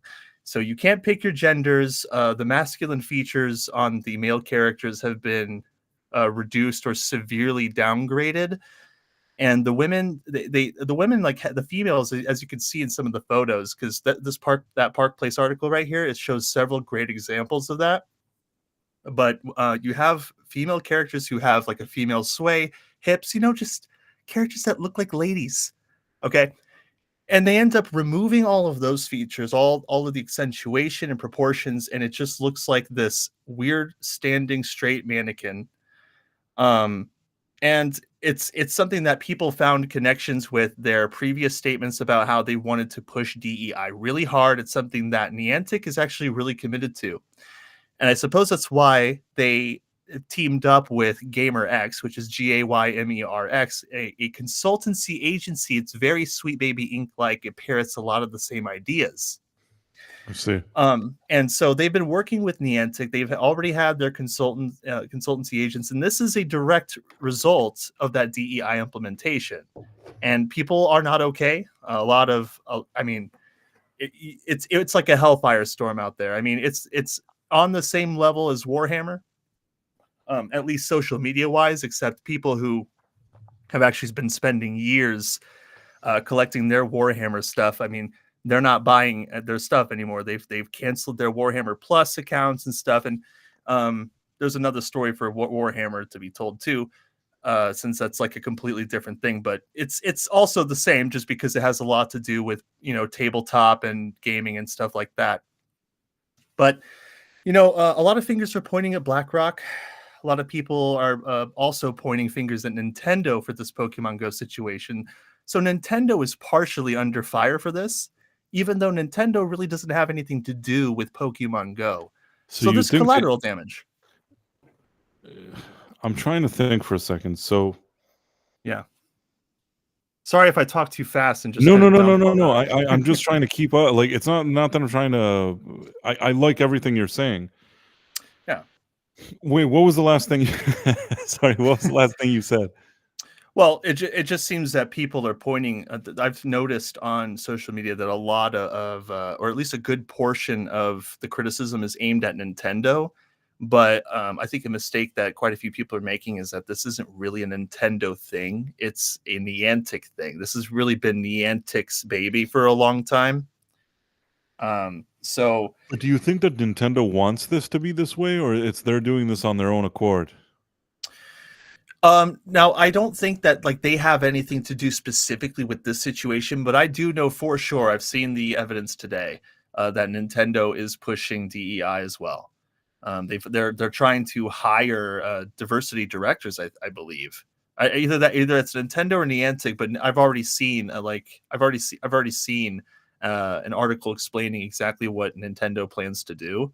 So, I mean, these bigger companies, they're definitely pushing these things down the pipeline towards gaming companies, and it's getting pretty big. It's getting pretty bad, and more evidence is just coming to light. What was that? What else was the problem with? So, not only can you not pick your gender anymore, now you get a random selection of men and women, so you can't pick your gender.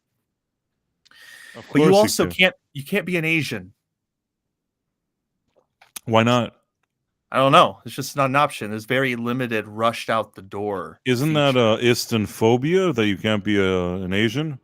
Yeah, well, I find it really ironic actually that this is something they excluded, because Stop Asian Hate, or hashtag Stop Asian Hate, is a hashtag they've been parroting in past posts. So it's something that they champion. But you can't You even know, be it's an always Asian like guy. that. They champion whatever they champion, and they never really do it. Exactly. Yeah, they just don't.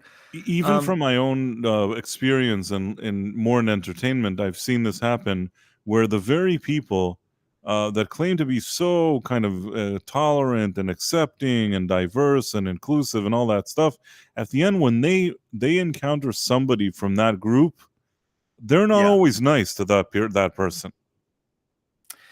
To put No. it mildly. Yeah, to put it mildly. So it's just a lot of hypocrisy, really.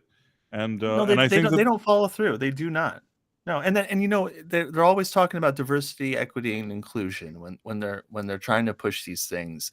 But then when people who are diverse question them, they get the same treatment as people who they think are the enemy. And you know, it's a lot of hypocrisy. And that's on top of other issues with this update rollout, in which like the clothes don't even fit some of the characters. And yes, they all look very androgynous, but also some of the clothes don't even fit properly. So your skin is clipping through the clothes, and in some of these photos, or in some of these outfits, your character looks naked or revealing in some of the private areas. So it just looks like you can see up characters' skirts, and it looks really inappropriate too, which sucks because this is actually a game for kids, believe it or not.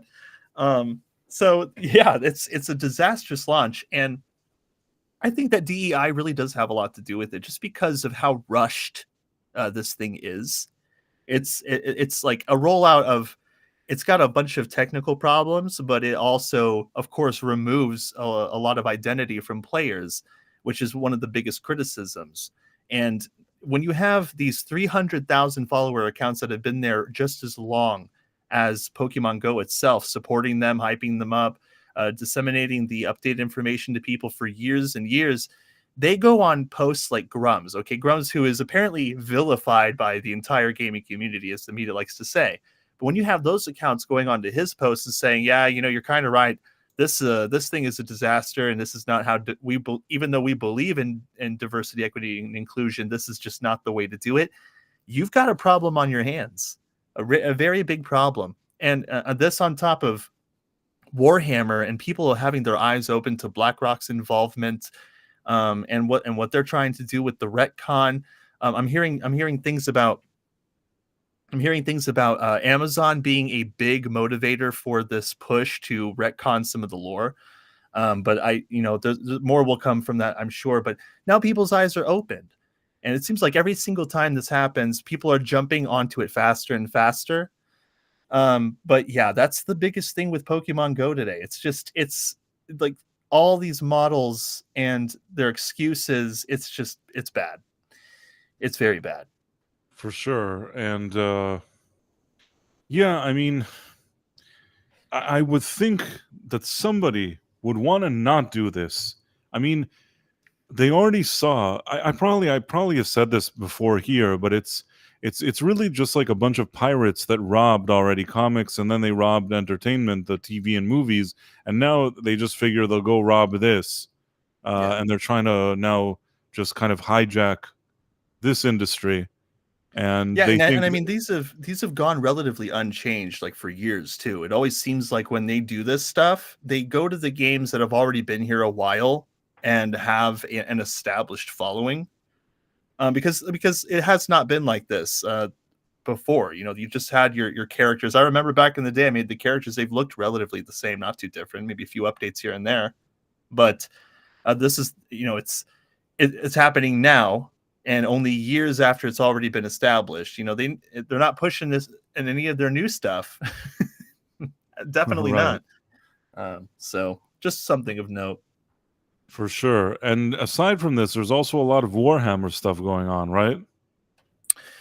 Oh yeah, mass boycotts I have seen countless people posting that not only have they been blocked by Warhammer, Warhammer account is just mass blocking everybody. Everyone That's a who is a really customer. that's a really Yeah. poor practice, I think. Oh yeah, it's very poor practice. They're mass blocking people. They're not having a conversation or giving anyone any explanation. And then now people are responding by canceling their Warhammer Plus subscriptions, which I imagine have a lot of benefits to them. They're also not buying any more of their product. A lot of people have come out saying that they're just going to start 3D printing stuff. I've been seeing countless posts about that. And yeah, it just seems like Warhammer fans are in a tizzy. It sucks, but I think it's also important that these people know the truth. They need to see what is being pushed into their content, and it's a shame that you've got Warhammer employee. I'm not even the biggest I'm not like so deep into the lore in Warhammer that I'm diehard fan or anything, but I've seen these kinds of things before in other IPs, and anybody who has seen this before in other IPs are saying the same thing I'm saying. And it's like these people they can't connect the dots and see patterns. So they just willfully ignore the truth, and they pretend that these things have a process to them that have been in place for years and years, and that's not true. And a bunch of people coming up with excuses that the lore has always been unreliable, and then of course real fans come out and say, well, if it's unreliable, then why do I have all these books, since they can't even be counted on to tell me the real story? And it's causing division, friction, but I think most importantly, it's exposing who is in charge, who's pushing this stuff down from BlackRock down into Games Workshop. I mean, they have so many shares in this company. It goes back a long way. And now, just like Pokemon Go or Niantic, Games Workshop was pushing, or I think it was either Games Workshop or Warhammer account posting stuff back in 21 about how they were really eager to push DEI. Some of the stuff has been in the works for years, and they've been planning the stuff, but it's just so interesting that a lot of these things are happening at the same time or around the same time. So Okay. I think that if you're curious about it, just look into it, And again, sorry for the tangent, but yeah, No. I mean, you're very passionate about this stuff, and I know you're an expert on it. Plus, I mean, all of these problems are the same problem. Meaning, I do think that a lot of these companies, even what you were saying with BlackRock or whatever, they've already pillaged everything they could from that other part of entertainment. So now they're just like, there's money here, we got to do this one. And they just shifted their attention to this, which is why every day we just see another scandal. Yeah. Yep. Every day. I mean, the CEO of that thing literally had a meltdown recently, and his rhetoric on forced behaviors is nothing short of disturbing to me. And I don't want to try and get into that man's head or anything. But it also doesn't help that many of these gaming companies have just revealed recently, or just now we just know a lot of them actually want to push this stuff. And many of them believe in it. You can tell from the very way that ex-employees, community managers for these companies, just they admit exactly what they think, and those thoughts align with the push of DEI. It's a shame that in order to push DEI, you have to tear down other demographics like male gamers or just white male gamers, for example. I'm not saying all of them do that, but a lot of them do. And a lot of them, or quite a few of those people who say those specific things, are higher up in the chain, baby. I mean, they're at Microsoft, BBC. I mean, everybody hates BBC. But just I too many examples to name. I mean, it's all in my videos, of course. I'm trying to gather my thoughts on that, but yeah, there's plenty of it. And I think it's so funny that people just pretend like none of this is happening. And I've seen so many people say that too. But it's all there. The proof is in the pudding. Most of my content is just reading back what people say. And so yeah. But it really is a shame. Some of these fans, since we're on the subject of Warhammer, the amount of money I've seen that they have spent and the years that they've dedicated to it, I think it really does suck to see that they Like that's how much the lore means to a lot of these fans. That because of the lore, that's why they got into it in the first place, and that they've dedicated so much time and money. I mean, it's kind of insane the amount of money these people spend on, and I'm not saying insane in a bad way. It's just like, these are serious collectors. I mean, these people care about the IP. You're not supposed to just go in there and just be like, oh no, it's always been this way, and expect like zero repercussions. And then these other ex-employees are like, why are you guys being so mean to Warhammer? Like as if they didn't just poop all over the fans with this one. This reminds me of those Star Wars days that people are like, aren't you just happy that they're making Star Wars? And it's like, no, I'm not happy. This isn't good Star Wars. This is crappy Star Wars. I'm happy if they respect it and they really make something that people can enjoy, not if they make crap. Oh, holy moly. Did you see what happened to our Rumble viewers? It just went down to like 1. That was insane. It did? I see that we have them. Where did they go? Oh, maybe okay, maybe it's just me on my end. I don't know. I think we have them. Oh, wow. Oh, shoot. Wow. Yeah. I don't know what happened. Well, it couldn't have been anything I said, just because, I don't claim to be an expert for anything Warhammer. Oh, wait, something happened and now it changed. Oh, that is weird. Whoa, that is crazy. You guys ever seen anything that happened like that? It just went from all of our viewers to nothing, and then it went all the way back up. I think that there was just some kind of glitch in the system. I know. I was like, dude, did I say like something slightly wrong about the lore? You thought it was the Warhammer. What you talked about Warhammer, and that was it. I'll tell you this: like, Warhammer has been a tough thing to navigate, because I know like they're super passionate fans. It's like I've had a couple of people criticize even like the slightest mistakes I've made about what I've read about the lore and stuff. Again, that is how dedicated the fans are. I like the fact that I was like careful and trying to navigate through that whole situation to not get facts wrong. It's like, if you're on the inside, you probably have even more of an awareness than I do as an outsider of how fans feel about this game. But they're saying these awful things to fans who have been in the game for so long and spent thousands and thousands of dollars on figurines. It's just sad. The mass blocking, it's very obvious what they think. Okay, the mass blocking, most unprofessional behavior, one of the biggest IPs ever. This is how they act. My goodness. Yeah, it's crazy. And now I expect media defense. No, there was one article today, but it was actually in shock at the Pokemon situation. I forget which outlet it was, but I expect media defense. I do. And I also am wary. I'm hoping that Pokemon Go won't just go blocking a bunch of people, but crazier things have happened, right? I mean, Warhammer huge, way bigger. Like, listen, a lot of these that they like to block, they do this kind of thing. We're already seeing it, so it wouldn't surprise me if we see something like that. Yeah. But by the way, this is interesting because I was just I hope it's sharing this Netflix thing. Do you see it? Yes, I do. Well, basically, I was telling you that the only ones that somehow managed to make something work are Netflix. And as I was talking, a brand new article was posted as I was saying that, confirming that they're actually doing okay with their streaming. There's one thing that I don't really love, that they did that no password sharing, and they're always gloating on how great it was for their bottom line. But I kind of think that people should be able to share it. I think that this thing that you can't share, I'm not saying the whole world should be able to share the password, but within a household, you should be able to give it to a few people. I think that makes sense, and you don't have to be jerks about it.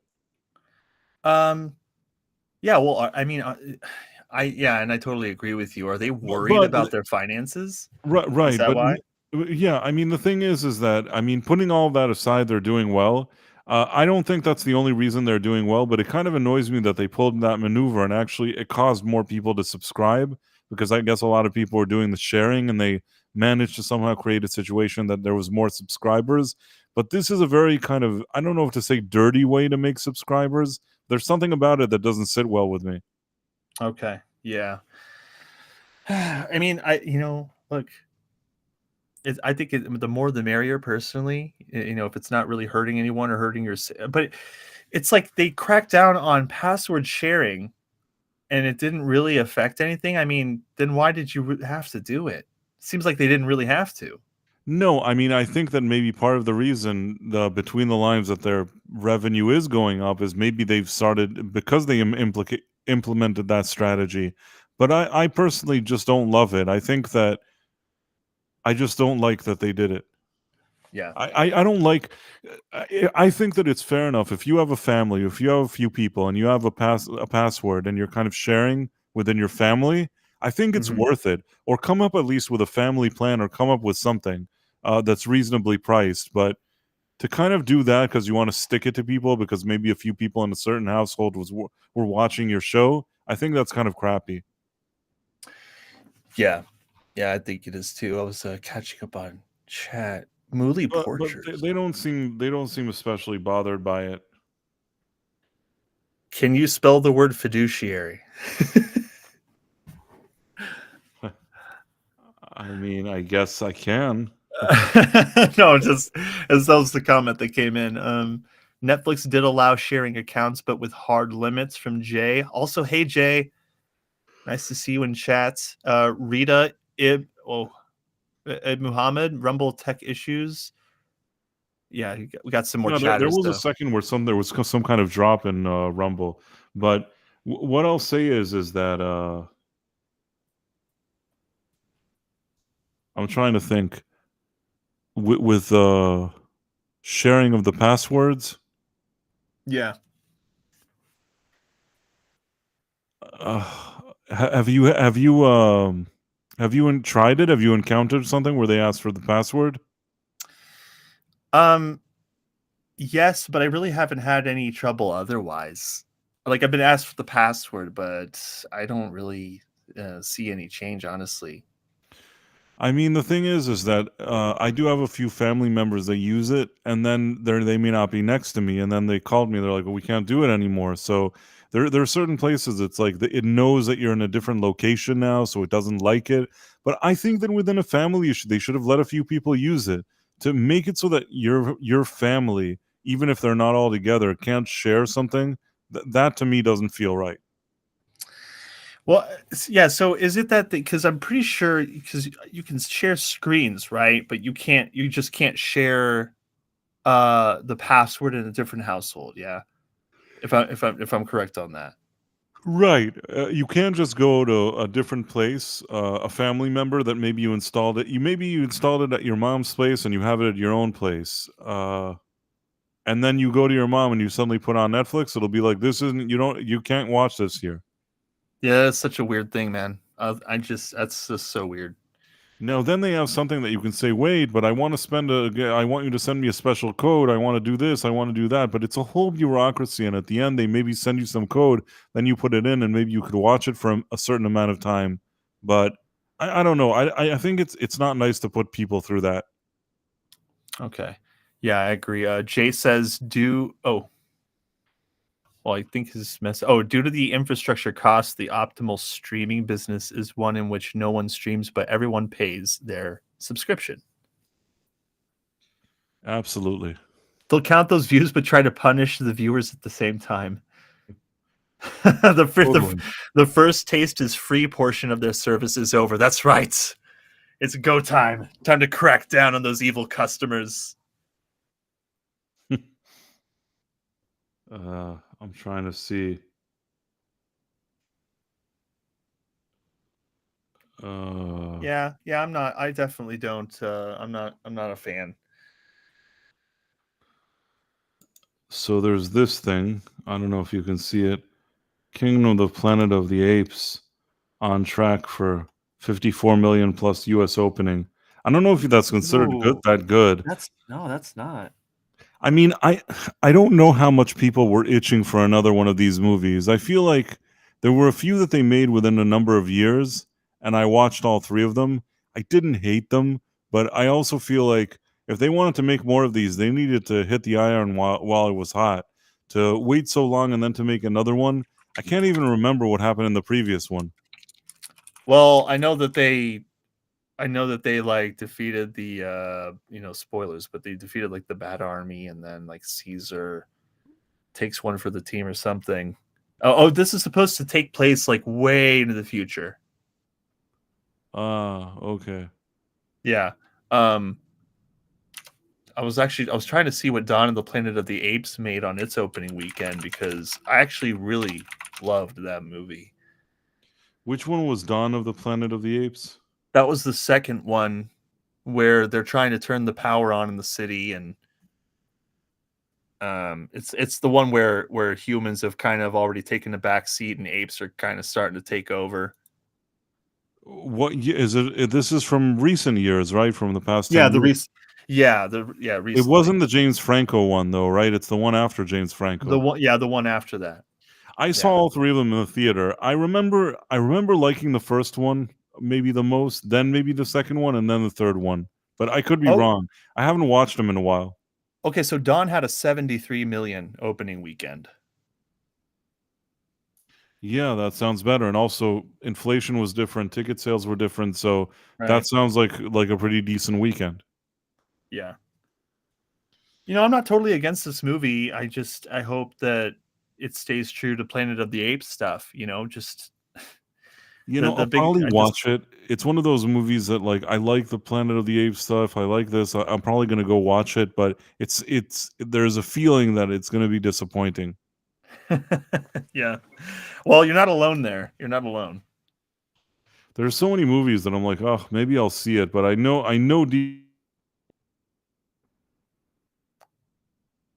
Uh-oh.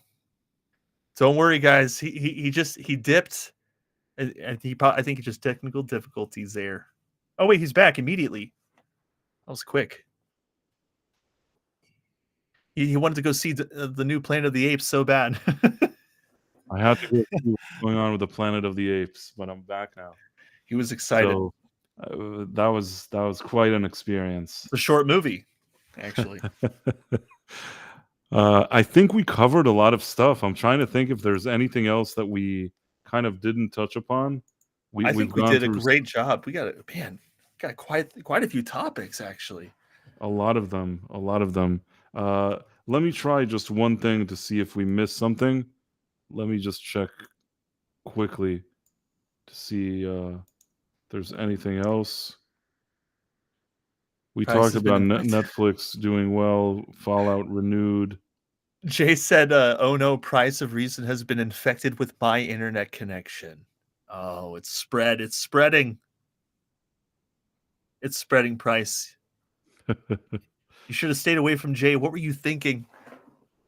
Oh, this is the funniest thing. You know how the other day we were talking about that participant that was shutting down? Only now, 4 hours ago, Variety, which is like the ultimate shilly mainstream access media Hollywood thing, they now put an article, and like theirs is even, if that narrative that we wrote sounded funny, I want to show you this one just to prove what I was talking to you about at the beginning, how like they love their spin. Okay, yeah, we gotta see this. Look at the thing. Hollywood mourns participant, the Oscar-winning studio that wanted to save the world. It's like, oh, come on, stop it already. They're such heroes. I mean, the truth is that Hollywood is to blame for this, for their antics is what closed this company, because this company had all of that kind of DEI stuff contained, and it's like when you saw them, when there was that movie Barbie was a really bad movie. It didn't like the patriarchy. It was against men. But you figure when you think of Barbie, if there was ever a movie that you don't really care about, it's not a franchise that you really, really care what happens with. And if they went and made one movie like that, and it was targeted for little girls or whatever it is, it's fine. It was Barbie, and nobody cares. It wasn't Star Wars. Nobody was ruining anything. Barbie didn't interest men, and the movie didn't interest men either. But in the case of Star Wars, people get annoyed because that actually did target men a lot, and they wanted to change it into something else. Now, why am I telling you this? Because this participant company, that was the ideal setting to put all those kind of woke type of ideas and these kind of movies, and there was nothing wrong with it. That is exactly realistically based on what the marketplace wants. These little movies that make a few dollars that a few people watch, that was where they needed to be. Not because I'm a jerk or anything, because it's a matter of supply and demand. This studio thrived on making these little movies that were these kind of agenda-fueled movies, but there was a small audience of people that liked watching it, and they were cheap to make, and that was it. And that was a business model that could work. Now, in our day and age, that this thing just couldn't work anymore, because anybody this is considered passé. You know what I'm saying? Like, this is like I said last time, it's a relic of the past. But leave it to Variety to go and write this thing that they're mourning the thing with a change. Yeah, they've always been such shills. Oh my goodness. You know, they really loved talking up Rings of Power, if I recall correctly. They love that kind of stuff. Here, look at what they're writing. End of an era, end of a business model, end of a gravy train, end of the world. There were plenty of mixed emotions this week in response to the closure of Oscar-winning production company The Participant. And at the very least, the industry has agreed something has come to an end. Come to an end. I mean, again, you were the ones that ended it. This was the perfect setting to make those type of movies. They don't belong in these kind of Marvel or Star Wars thing. They belong in these type of movies. And you know why? This only proves that there's only a small amount of people that's interested in crap like that. Yeah, I mean, that studio couldn't survive. Right. I mean, as long as all these things didn't go to Marvel and all these big companies, and it was just a little studio that did this thing, they could survive. And they survived knowing the exact amount of people that'll watch their movies. Like I told you the other day, 5 people watch each movie. They that's what they need. They got their 5 people. That's fine. Once they wanted to bring that to the mainstream and they think, this audience will, it's so great, everybody wants to see it. No. The reason why all these things are falling apart for Disney is because there's a small audience of people that wants to see it, and it was better servicing them with a company like Participant. But of course, Variety and the Hollywood Reporter and all those people, they're not going to tell the truth. They're like, oh, what happened now? How did this happen? Oh, it's the end of an era. We're all mourning. How did we get here? It's like, yeah, you got here because you guys suck. Yeah. And the only company that actually legitimately, this was like Barbie. Do you get what I'm saying? This company was like Barbie. This was where to put all this stuff, all the DEI in the world, all the woke, progressive, whatever you want to put. This was the place for it. You make movies, and if people want to see them, they can go see them. And if they don't want to see them, they don't see them. Exactly. Also, Backyard TARDIS clarified something that I think is important to point out, because I'll have to keep this in mind too. But he said, sorry, I had to step away for a bit, but Nintendo only has a third ownership of Pokemon and only 1/4 of Pokemon Go. Nintendo of America is trying to push DEI stuff, but Nintendo Japan is against it. Okay, that's actually really helpful. So I'm actually going to remember that, because I remember saying earlier that I didn't really understand why some of the ire was faced towards Nintendo, but that actually makes a lot more sense. So thanks for that, TARDIS. I'll actually have to remember that for I'll point that out in my next video, probably. It's not to cut you. Did I dip down and come back in? Was there another weird? I did that, right? Oh, did you? Oh, well, yeah, maybe. It was really quick. You didn't, so quick that you didn't even notice. Yeah, you went to go see Planet of the Apes again? Yeah, I mean, I'm just shifting around, looking at some of these articles to make sure that we didn't skip anything. But honestly, though, that's actually pretty enlightening about Nintendo. But it does make a lot more sense because of the fact that of course, Nintendo of America is trying to push the DEI stuff. Yeah, I have to make sure not to get those confused. There's one thing here that was worthy of talking about that we should mention. It's that I don't know if you saw this, but Martin Scorsese wants to do a Frank Sinatra biopic with Leonardo DiCaprio, and I don't know. I'm not really excited about it. I see like today they announced a bunch of Martin Scorsese projects The guy's not 20. I mean, how is he gonna make all these projects? But what do I know? Wow. So it's Frank Sinatra so DiCaprio's going to be Frank Sinatra? And I don't know if I like that casting. I think that Sinatra relies too much on Leonardo DiCaprio, and I don't know. Or a Scorsese? What did I say? I think you said Sinatra. I It's meant still good, though. Scorsese. So I was looking because he wants him to play Sinatra, so I apologize. But yeah, Scorsese relies too much on.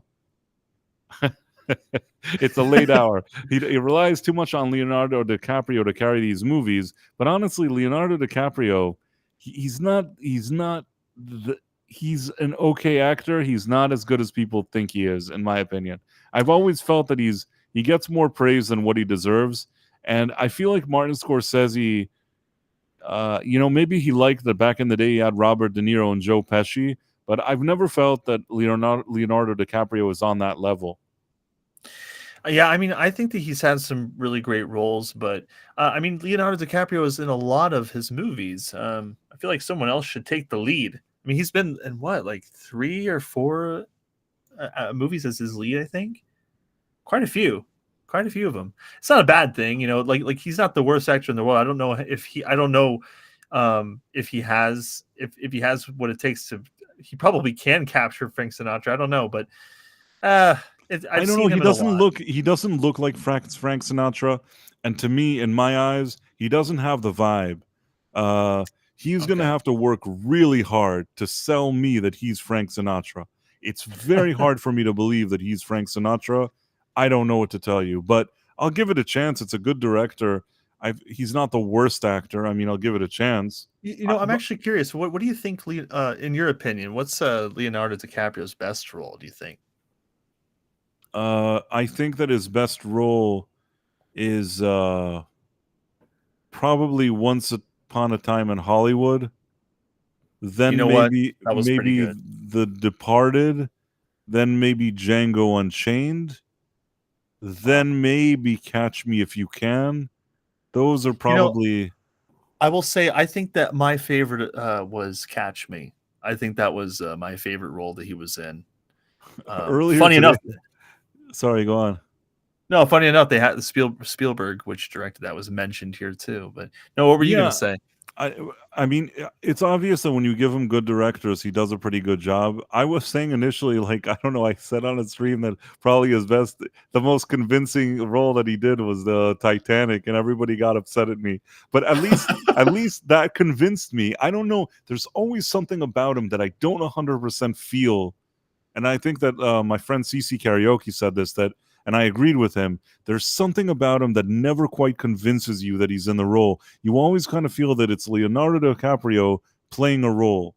Something about it, you're not immersed in his performance. He's okay. He's a pretty good actor. He chose good roles. He works hard. The good directors want to work with him. I just don't know if I feel that he's as great as some people seem to think he is. Oh, well, maybe he should have starred in Spielberg's UFO movie, because that one actually sounds pretty interesting. I guess Spielberg's writing this himself, and he's not going. I don't know if I think he's not adapting a book this time. It's just going to be like his own alien story. Oh, that worries me. Yeah, I mean, it could go either way. Could go either way. I'm curious to see what he does, but I don't know. Some of these directors, maybe they get older. You don't know what they're exactly going to do. Maybe Tarantino is kind of right in that sense, but I also don't think that Tarantino needs to start saying now that he won't make any more movies. He's not that old. But yeah, for whatever it's worth, I actually, as an anecdote I'll share, I once met Martin Scorsese, and he actually seemed in real life very much like you see him, very much like you would expect him to be. That's how he was in real life. But he seemed rather nice. I talked to him for a few minutes. He seemed rather nice. Yeah. Well, lucky you.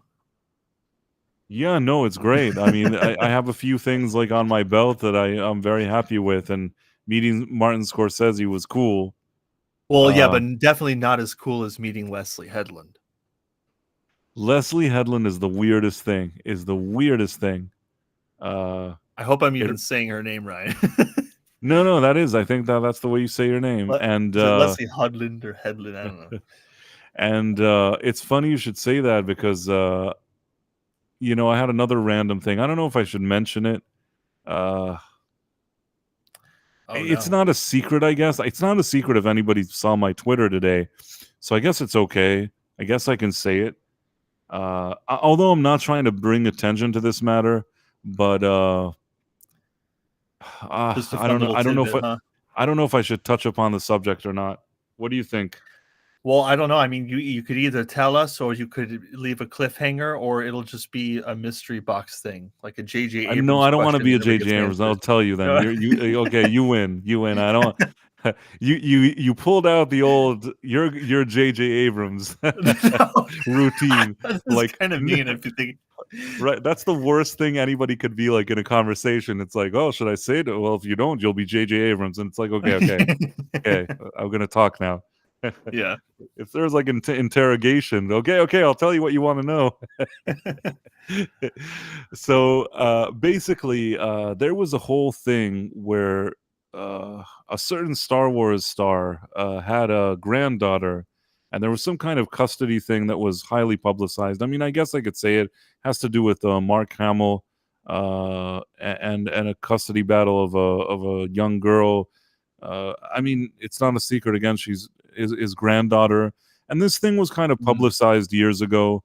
I happen to be acquainted with the mother of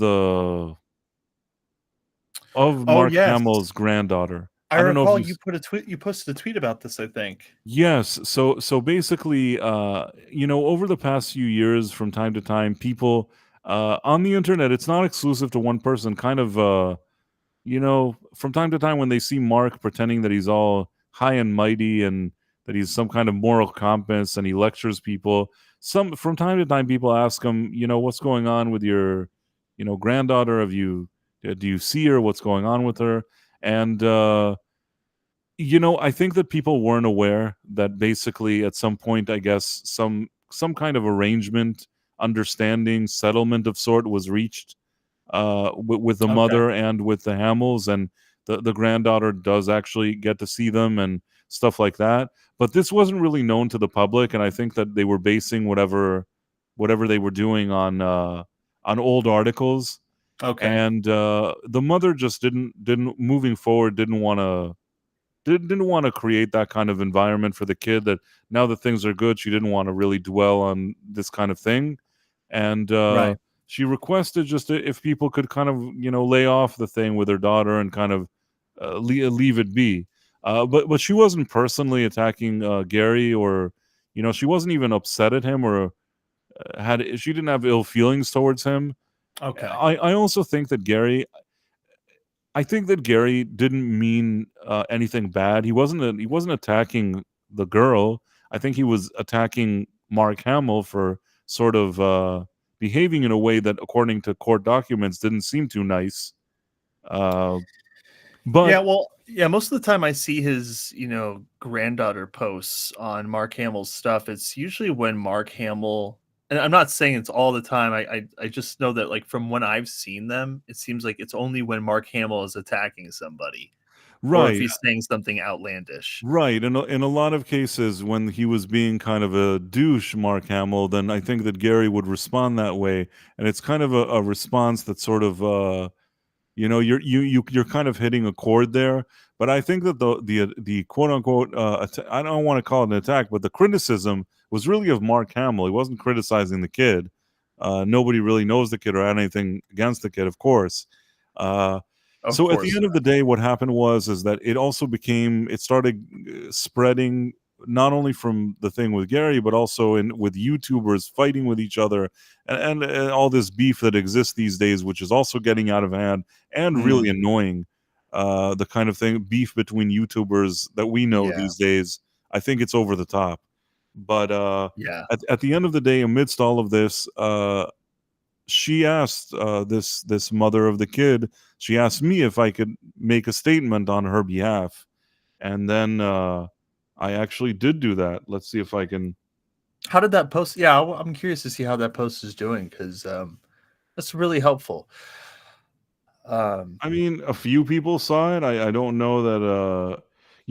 There's also another thing. There's a few people, and I don't want to mention names, that I sent this privately, that acknowledged that they saw it, and they didn't necessarily later share or comment on it. But there are some additional people that have seen it that actually are quite relevant to the conversation. But I don't want to really get into it beyond that. But let's see if I can share it. So this was the post that I wrote. This was like at 4 a.m. yesterday, and I did make a few typos, and I was really embarrassed. But what can I do? Yeah. So I wrote, important. I'm acquainted with Megan Chen, the mother of Mark Hamill's granddaughter. Hamill is supposed to be with one M, but at 4 a.m. it's two M's. Granddaughter. Right. And she has asked me to relay that she wasn't personally attacking Nerdrotic or anybody else for that matter. She just wanted people to know that the status today with her daughter is different than what was reported years ago, and she does currently have a relationship with the Hamills. Now I spelled Hamills correctly. She also mentioned that she sometimes responds to people posting about her granddaughter. Again, it's her daughter, not her granddaughter. It's Mark Hamill's granddaughter. But at 4 a.m., a lot of things can be confusing. Yeah. When did 3:49 a.m. Yeah, it was already close to 4 a.m. I was so tired. It's so weird. She sent me she contacted me maybe at 3:30 a.m. I was on my way to sleep, and I'm just like, you know what? I want to try to help. Yeah, I don't think the message was lost on people. I totally got what it was saying. So and actually this set was seen by a lot of people. This is good. Yeah, I did what I could, and I also will tell you that there's some people that have been sort of, without giving too much away, I'll say that a few high-profile people saw it, and I communicated with them via DM. I think it was important to her to let people know that she wasn't trying to get in the middle of YouTubers' beef or attack any YouTubers, or she didn't have any ill intention or ill will towards anybody. She just kind of saw this and thought to herself, I want to let people know that the status is different, and kind of look out for my daughter. I think that people are very cool with that, and I don't think it should be a problem at all. The part that was the weirdest part, that she contacted me, that was the strange part in the equation. But Whalem is arguing that you were just blasted out of your mind on cocaine. Do you have a well, if he's implying that I imagine that she contacted me, I want to show you that after I posted it, I don't know if you can see this. What are we looking at? Yeah, you can see that the thing at the bottom where she says thank you. Do you see it? Mm-hmm. Mm-hmm. So that's from a locked and protected account, but because she follows me, I was able to see the comment. So basically, she has a thank you that she sent me that only I can see, but I still posted that because I thought if there's some kind of people that are wise guys that are going to be like, he didn't talk to her, he's just making it up. So I'm basically making a statement here based on the things she asked me to relay, and then she's thanking me. I think that's a good sign that I'm telling the truth here. Right, and I don't think Willem doesn't believe you either. I think it's just no. I didn't think. I was just. I know he was kidding. I'm just saying that there were people, not here, not the people watching this show. I'm saying there were people. Oh, is he really this? Is he really that? Well, yes, it is, and I think that this is a good sign of that, because why would she thank me from her private account that I posted it if I didn't do whatever she asked me to? No, I think you did a really good thing, and I'm glad that a lot of people saw it and shared it too. It seems like you got some really good hits, and that's important. You know, I did what I did, and I think it's good enough. It's not like I was like thinking to myself, oh, I want 1 million people to be talking about like Mark Hamill's granddaughter. It wasn't really something that I needed. I think at the end of the day, it sort of seems like a private family matter. I found myself arguing today because there's people that like certain YouTubers who are have certain antics that I don't always prefer, and I was saying that personally, it's a really long story. It's more complicated than this thing, but I was trying to say that, let's say I don't like Kathleen Kennedy. I don't like her. I don't like what she does. I think she's a terrible executive. I think that she is worst studio head and one of the worst in the histories of studios. But at the Mhm. same time, I don't sit around thinking to myself, who are Kathleen Kennedy's children, and how do I start bothering them all day, or attacking them, or saying how much I hate them, or anything like that. And the reason for it, because I have nothing to do with them. They're not sitting in that office. I don't have time to really, make it personal. It's a matter of I don't like what you're doing. I think you're doing a terrible job. And do I think she's also not a nice person? She seems to me like not a nice person. But at the same time, I stop short of trying to find out who her relatives are to start bothering them. Yeah, you don't bring other people that really have nothing to do with it into it. But man, Right. it sucks. There are people out there, unfortunately. Right. I mean, even in those, I can't believe I'm saying this because it's just a weird thing. Even a lot of times, like mob movies or these kind of crime movies, are like, oh no, this guy's a civilian. You know what I mean? Yeah, yeah. Like you don't need to. There's certain people that you don't need to bother them, and not everything has to involve everybody. And there's a certain movement these days online with a few people that are kind of behind it, even in our corners of the internet. And I think they're really pushing for some stuff that I'm unhappy with, but Yeah. there's nothing I can do about that. All I can say is that it doesn't look good when there's a community of people, whether it's YouTubers, you want to call them influencers, people on different platforms, and instead of us all working on this interesting goal of making entertainment really good and for everybody, and focus on good storytelling and good writing and things like that, you find all these people just bickering with each other. I see it in like the political pundits field. I see it in the YouTubers field, and you have too many people that are sort of bitter about other people's successes, and I never like seeing that personally.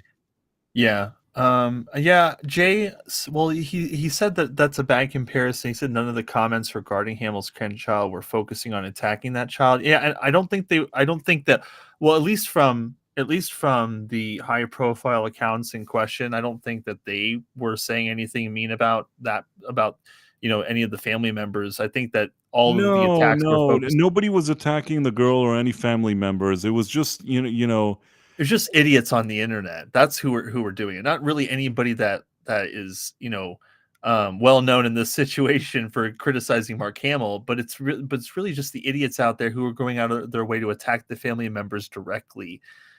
Yeah.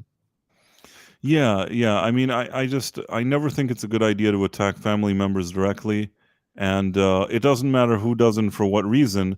But I think that what happened is that, and this will just sum it up, there were people that were really being mean spirited towards family members and things like that. And when people called them out and said, "Hey, you're kind of crossing a line here," so their response was, "But didn't Gary make fun of this and this?" And he didn't make fun of the girl. He just was sort of saying that Mark was being a douche, which in all honesty, based on all the records, for a while he was being a douche. Yeah, anything that Gary is saying is tame. Okay, if you want to look at somebody who is actually attacking people directly and their family members, just Mark Hamill does that. He attacks Trump and Trump's family members all the time. He said things about Barron. He said things about Millennia. I mean, he doesn't hold back. I mean, the thing that was stuck out like a sore thumb to me, and almost puts him in kind of a really negative light, is there was a time where I think Trump's daughter had her kids were playing Star Wars, and they dressed up like stormtroopers, and they were playing in the living room. She uploaded a photo of them, and then Mark Hamill responded and said, "Go force yourself." And it's like, it was like, go F yourself, but in a funny way, like clever way. But he meant that. And it's like, dude, this is a picture with a few like 5-year-old kids playing in Star Wars thing. Is this really what you need to be doing? You don't like a candidate. You don't like a candidate. That's fine. To find a picture of 2 5-year-old kids playing, they haven't done anything to anybody. Don't start attacking the kids. That was really bad. So Mark Hamill is no saint here whatsoever, in my opinion. And sometimes he'll attack them even if they're just like at a rally or just having a jokey conversation with another person. It's just like, how dare you? I've seen Mark just say some crazy things. Mark Hamill is one of the. I don't know how to say this because I struggle with this because I don't want to say because I love his portrayal of Luke Skywalker. I always love that, but as a person, he's kind of dumb. Well, Twitter is a blessing and a curse. It has exposed the very personalities of these people that we used to look up to and idolize. To think that this guy is just so cruel behind the scenes. It's really unfortunate, and so many people defend him when somebody criticizes him justifiably, or at least tries to make a point about his hypocrisy by bringing up things about him that he has seemingly not resolved. Just trying to set the record straight and level the playing field. Where this guy just goes out on the direct attack unprovoked. Okay, in several instances unprovoked. So. Yeah, there's an argument to be made there. I mean, Mark is just, I just don't see him the same way I used to. I mean, yeah, he was Luke Skywalker, and it's terrific. But clearly, like you said, with age, something happens to people, man.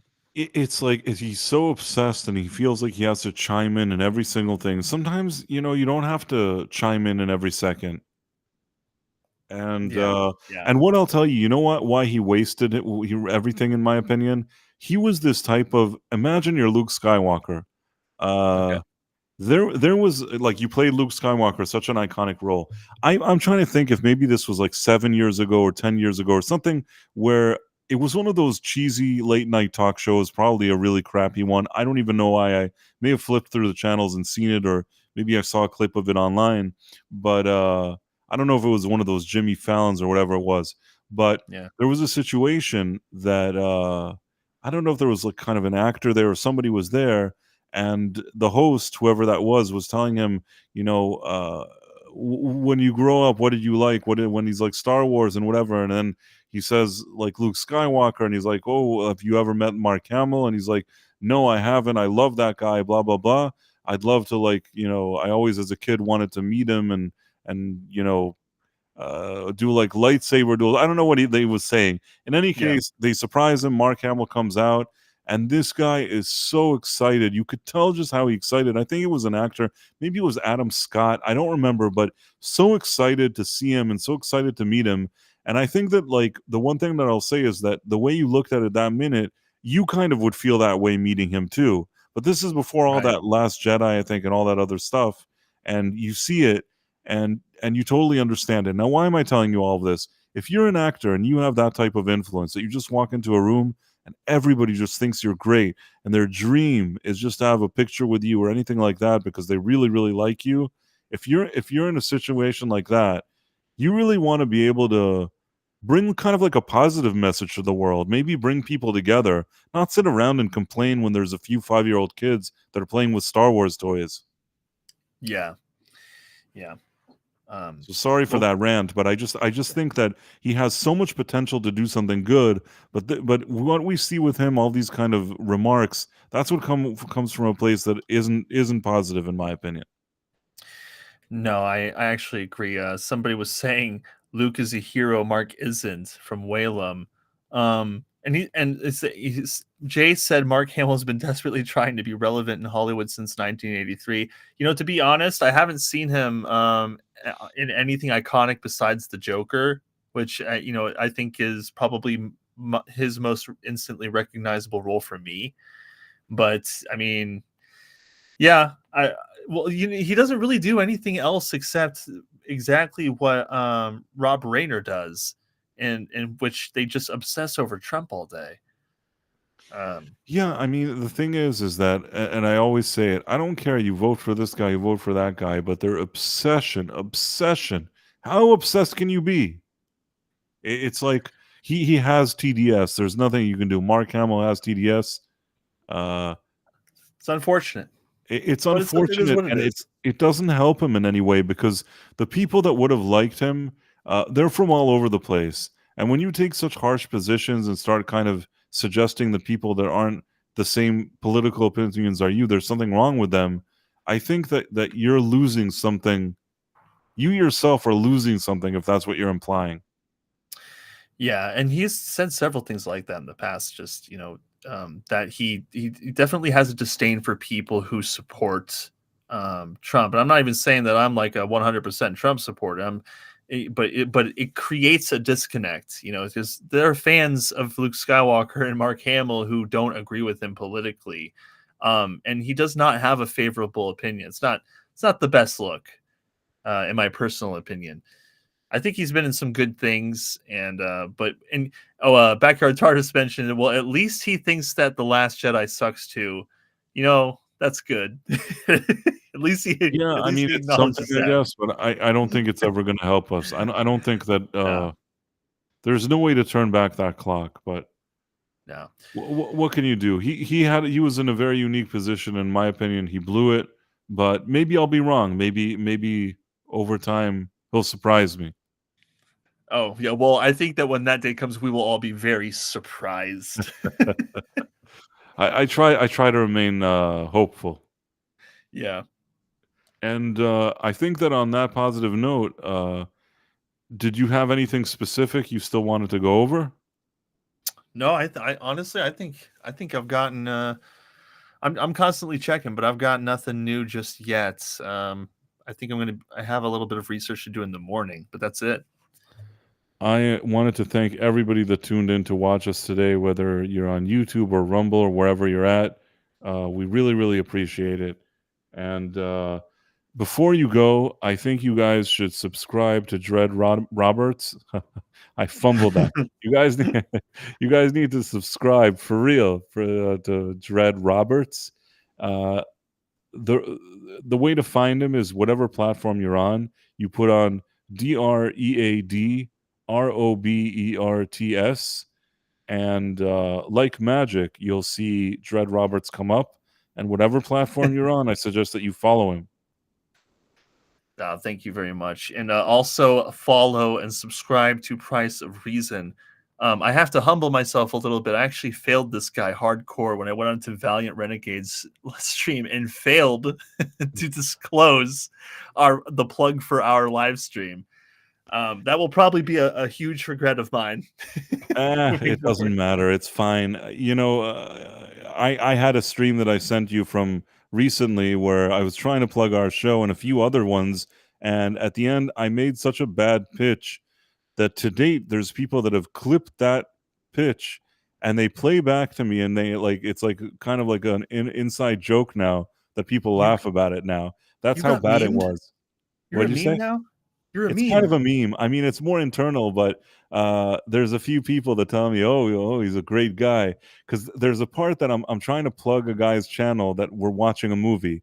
I didn't remember the movie we were watching, and I just kind of got stuck. So I said, "Well, I don't remember the movie he's watching, but he's a really nice guy." And everybody thinks that's like the funniest line. It's like, I don't know anything. And I'm just like, no, he has a good personality. And everybody's just like laughing. Like, I didn't know what to say. And all I could say is a nice guy, which really sounds dumb. I admit it. So well, you did your best. I did my best. And then I'm like, oh, the gooch or whatever. Like it all sounded like far-fetched, and nobody bought that I was selling anything there. And at the end I was talking about you. And I think that, I don't know. I have a feeling that they weren't excited with what they saw. I see. But it's okay. It's okay. So, and then after all of that, I'm like, oh, and there's a late night stream, and Dread Roberts will be like, it wasn't a very good pitch. I don't know if you noticed. Sorry, say that last part again. I was actually typing to chat. I'm saying that at the end of all of that stupid stuff that I was saying, I also said Dread Roberts and I are doing a stream, and even that was poorly pitched. Oh yeah. That okay. Yeah. So no, I think you said there's going to be a stream later, and then it just kind of, I think it stopped. Right. Like No, I said there's going to be a stream later, and then if you actually listen a few more seconds, I say with Dread Roberts, but then I say something like, I don't think anybody's going to remember this. You know what? Let me see if I can find this. If I can find this, I think it's a funny way to end our stream. Time for a midnight snack? Ooh, at least you didn't call him Special Yeah, I'm pretty sure Cannoli is adding your amusing endorsement for his channel as part of his new intro. Well, they couldn't have picked a better meme. I believe it. Who said that? That was Jay. I believe it. I believe that he's going to use that. That's like he really thought it was funny, like in the sense that like it was so bad that he couldn't stop laughing. So I don't know what that says about my endorsements, but I think that I really. Well, you just bring joy to the world, man.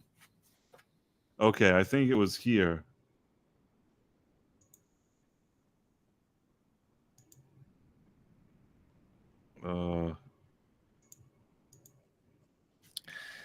Absolutely. Okay, I think it's here. Can you hear me? Can you hear the audio? I don't hear anything besides us. He says you guys were they were dying when they were watching that in the green room. It's true. It's really, really true. Let's see if I can share it. Okay, just for some context, this is the end of a show where I was trying to plug a few different streams, including this one that you're watching right now, and it's gone down in history as one of the worst pluggings of streams that has ever been seen on YouTube or any other platform for that matter. But let's look at it. Okay. Yes, indeed. We're glad to have you. Price, what do you got coming up? What do I got coming up? Tomorrow, I'm doing some kind of hanging out with friends and doing something. I think we're watching a movie. I struggle to remember what movie it is that we're watching, but it's my friend Cannoli Sasquatch on his channel. I love him. He's a really nice guy, and I'm going to be hanging out there with some people and watching a movie. I'll post on my Twitter whatever that movie is. Sorry, Cannoli. Then on Tuesday, of course, Midnight's Edge After Dark. After that, I'll be watching Scavenger's Reign with Diabolical Souls, also known as Gooch. And then there'll be kind of a late night stream. So those are the upcoming things in the next few days. Late night stream with my friend Dreadroberts. Nobody can this. You know what? I'm just going to post on my Twitter, and hopefully people. I just rambled now. Nobody got anything. You Price. Post on Twitter what I'm going to do, and follow his Twitter. Yes, and be sure to subscribe to his channels on the YouTubes. Dude, that's great. You did your best. I could tell you were really trying. And they were patient too. They were like waiting and really listening. That was just intently. very poorly constructed, but yeah, the part that like everybody was laughing. Then I can't remember the movie, but Cannoli is this really nice guy, and like I don't know why that became the quote of this whole thing. That it's like I don't even know what I'm plugging. I don't know what the movie is, and all I can say is, oh, the guy is it. He's like, oh, he has a great personality, and I don't know. Everybody was just laughing about it. It is funny. Dude, that's people will say it's probably the worst plug ever, but that plug will hold a special place in my soul for sure. Somebody wrote that I Kamala Harris'd it. It's like there are live streams that we go to when we want to watch something. Backyard TARDIS, who's one of the people on the Quantum Leap show. He's like, I'm happy you didn't get to Quantum Leap. Yeah, I feel like that would have already been the straw that breaks the camel's back if I would have tried to plug Quantum Leap after all of that. Yeah, true. But still, on this positive note, I think really thankful for everybody that tuned in. And unless you have something to add, Dreadroberts, then I think we can be on our way. I want to thank everybody. There were a lot of cool people in the chat that I do want to do. Jay Goodwin, Backyard TARDIS, Empress NM, Rida Ibn Muhammad. Okay. Rida Ibn Muhammad, Willem. Whalem03. I always hope that I pronounce that one right. I see I him a just call lot. him Whalem now. Yeah, Whalem. I see him a lot. I just always say to myself, am I saying his name right? I know Vex Electronica was at least here at some point. Thank you to That was her. nice of her to pop in. Always nice, and she's always welcome here too. I think that she may visit us sometime soon at some point. With her schedule, sure. it's not easy, but she's a welcome guest here, and hopefully we'll see her at some point, because it's always fun when she's on the stream as a guest, and certainly I think we'll see her here soon. That night we had her on, we were cracking up. That was some cracking up. That was really funny. I like that atmosphere. Elijah Fire, we had him. Booch McFadden, Davina Duckworth we had, which also we had a lot of people. We did. Forever Young Movements, Swift Turtle. I think that's somebody that you know. Anti-Derivative Jill, who I like. Vex Electronica. Tim Hayes. I think we've gone through most of them. So you all, thank you for coming. Tim Hayes, I think I said. Thank you all. Thank you. Have a great night, and we'll see you here next time, which would be Tuesday at the same time. Tuesday at the same time. So you all have a great night, and we'll see you soon. All right, guys. See you guys next week. See you guys later. Bye. Bye.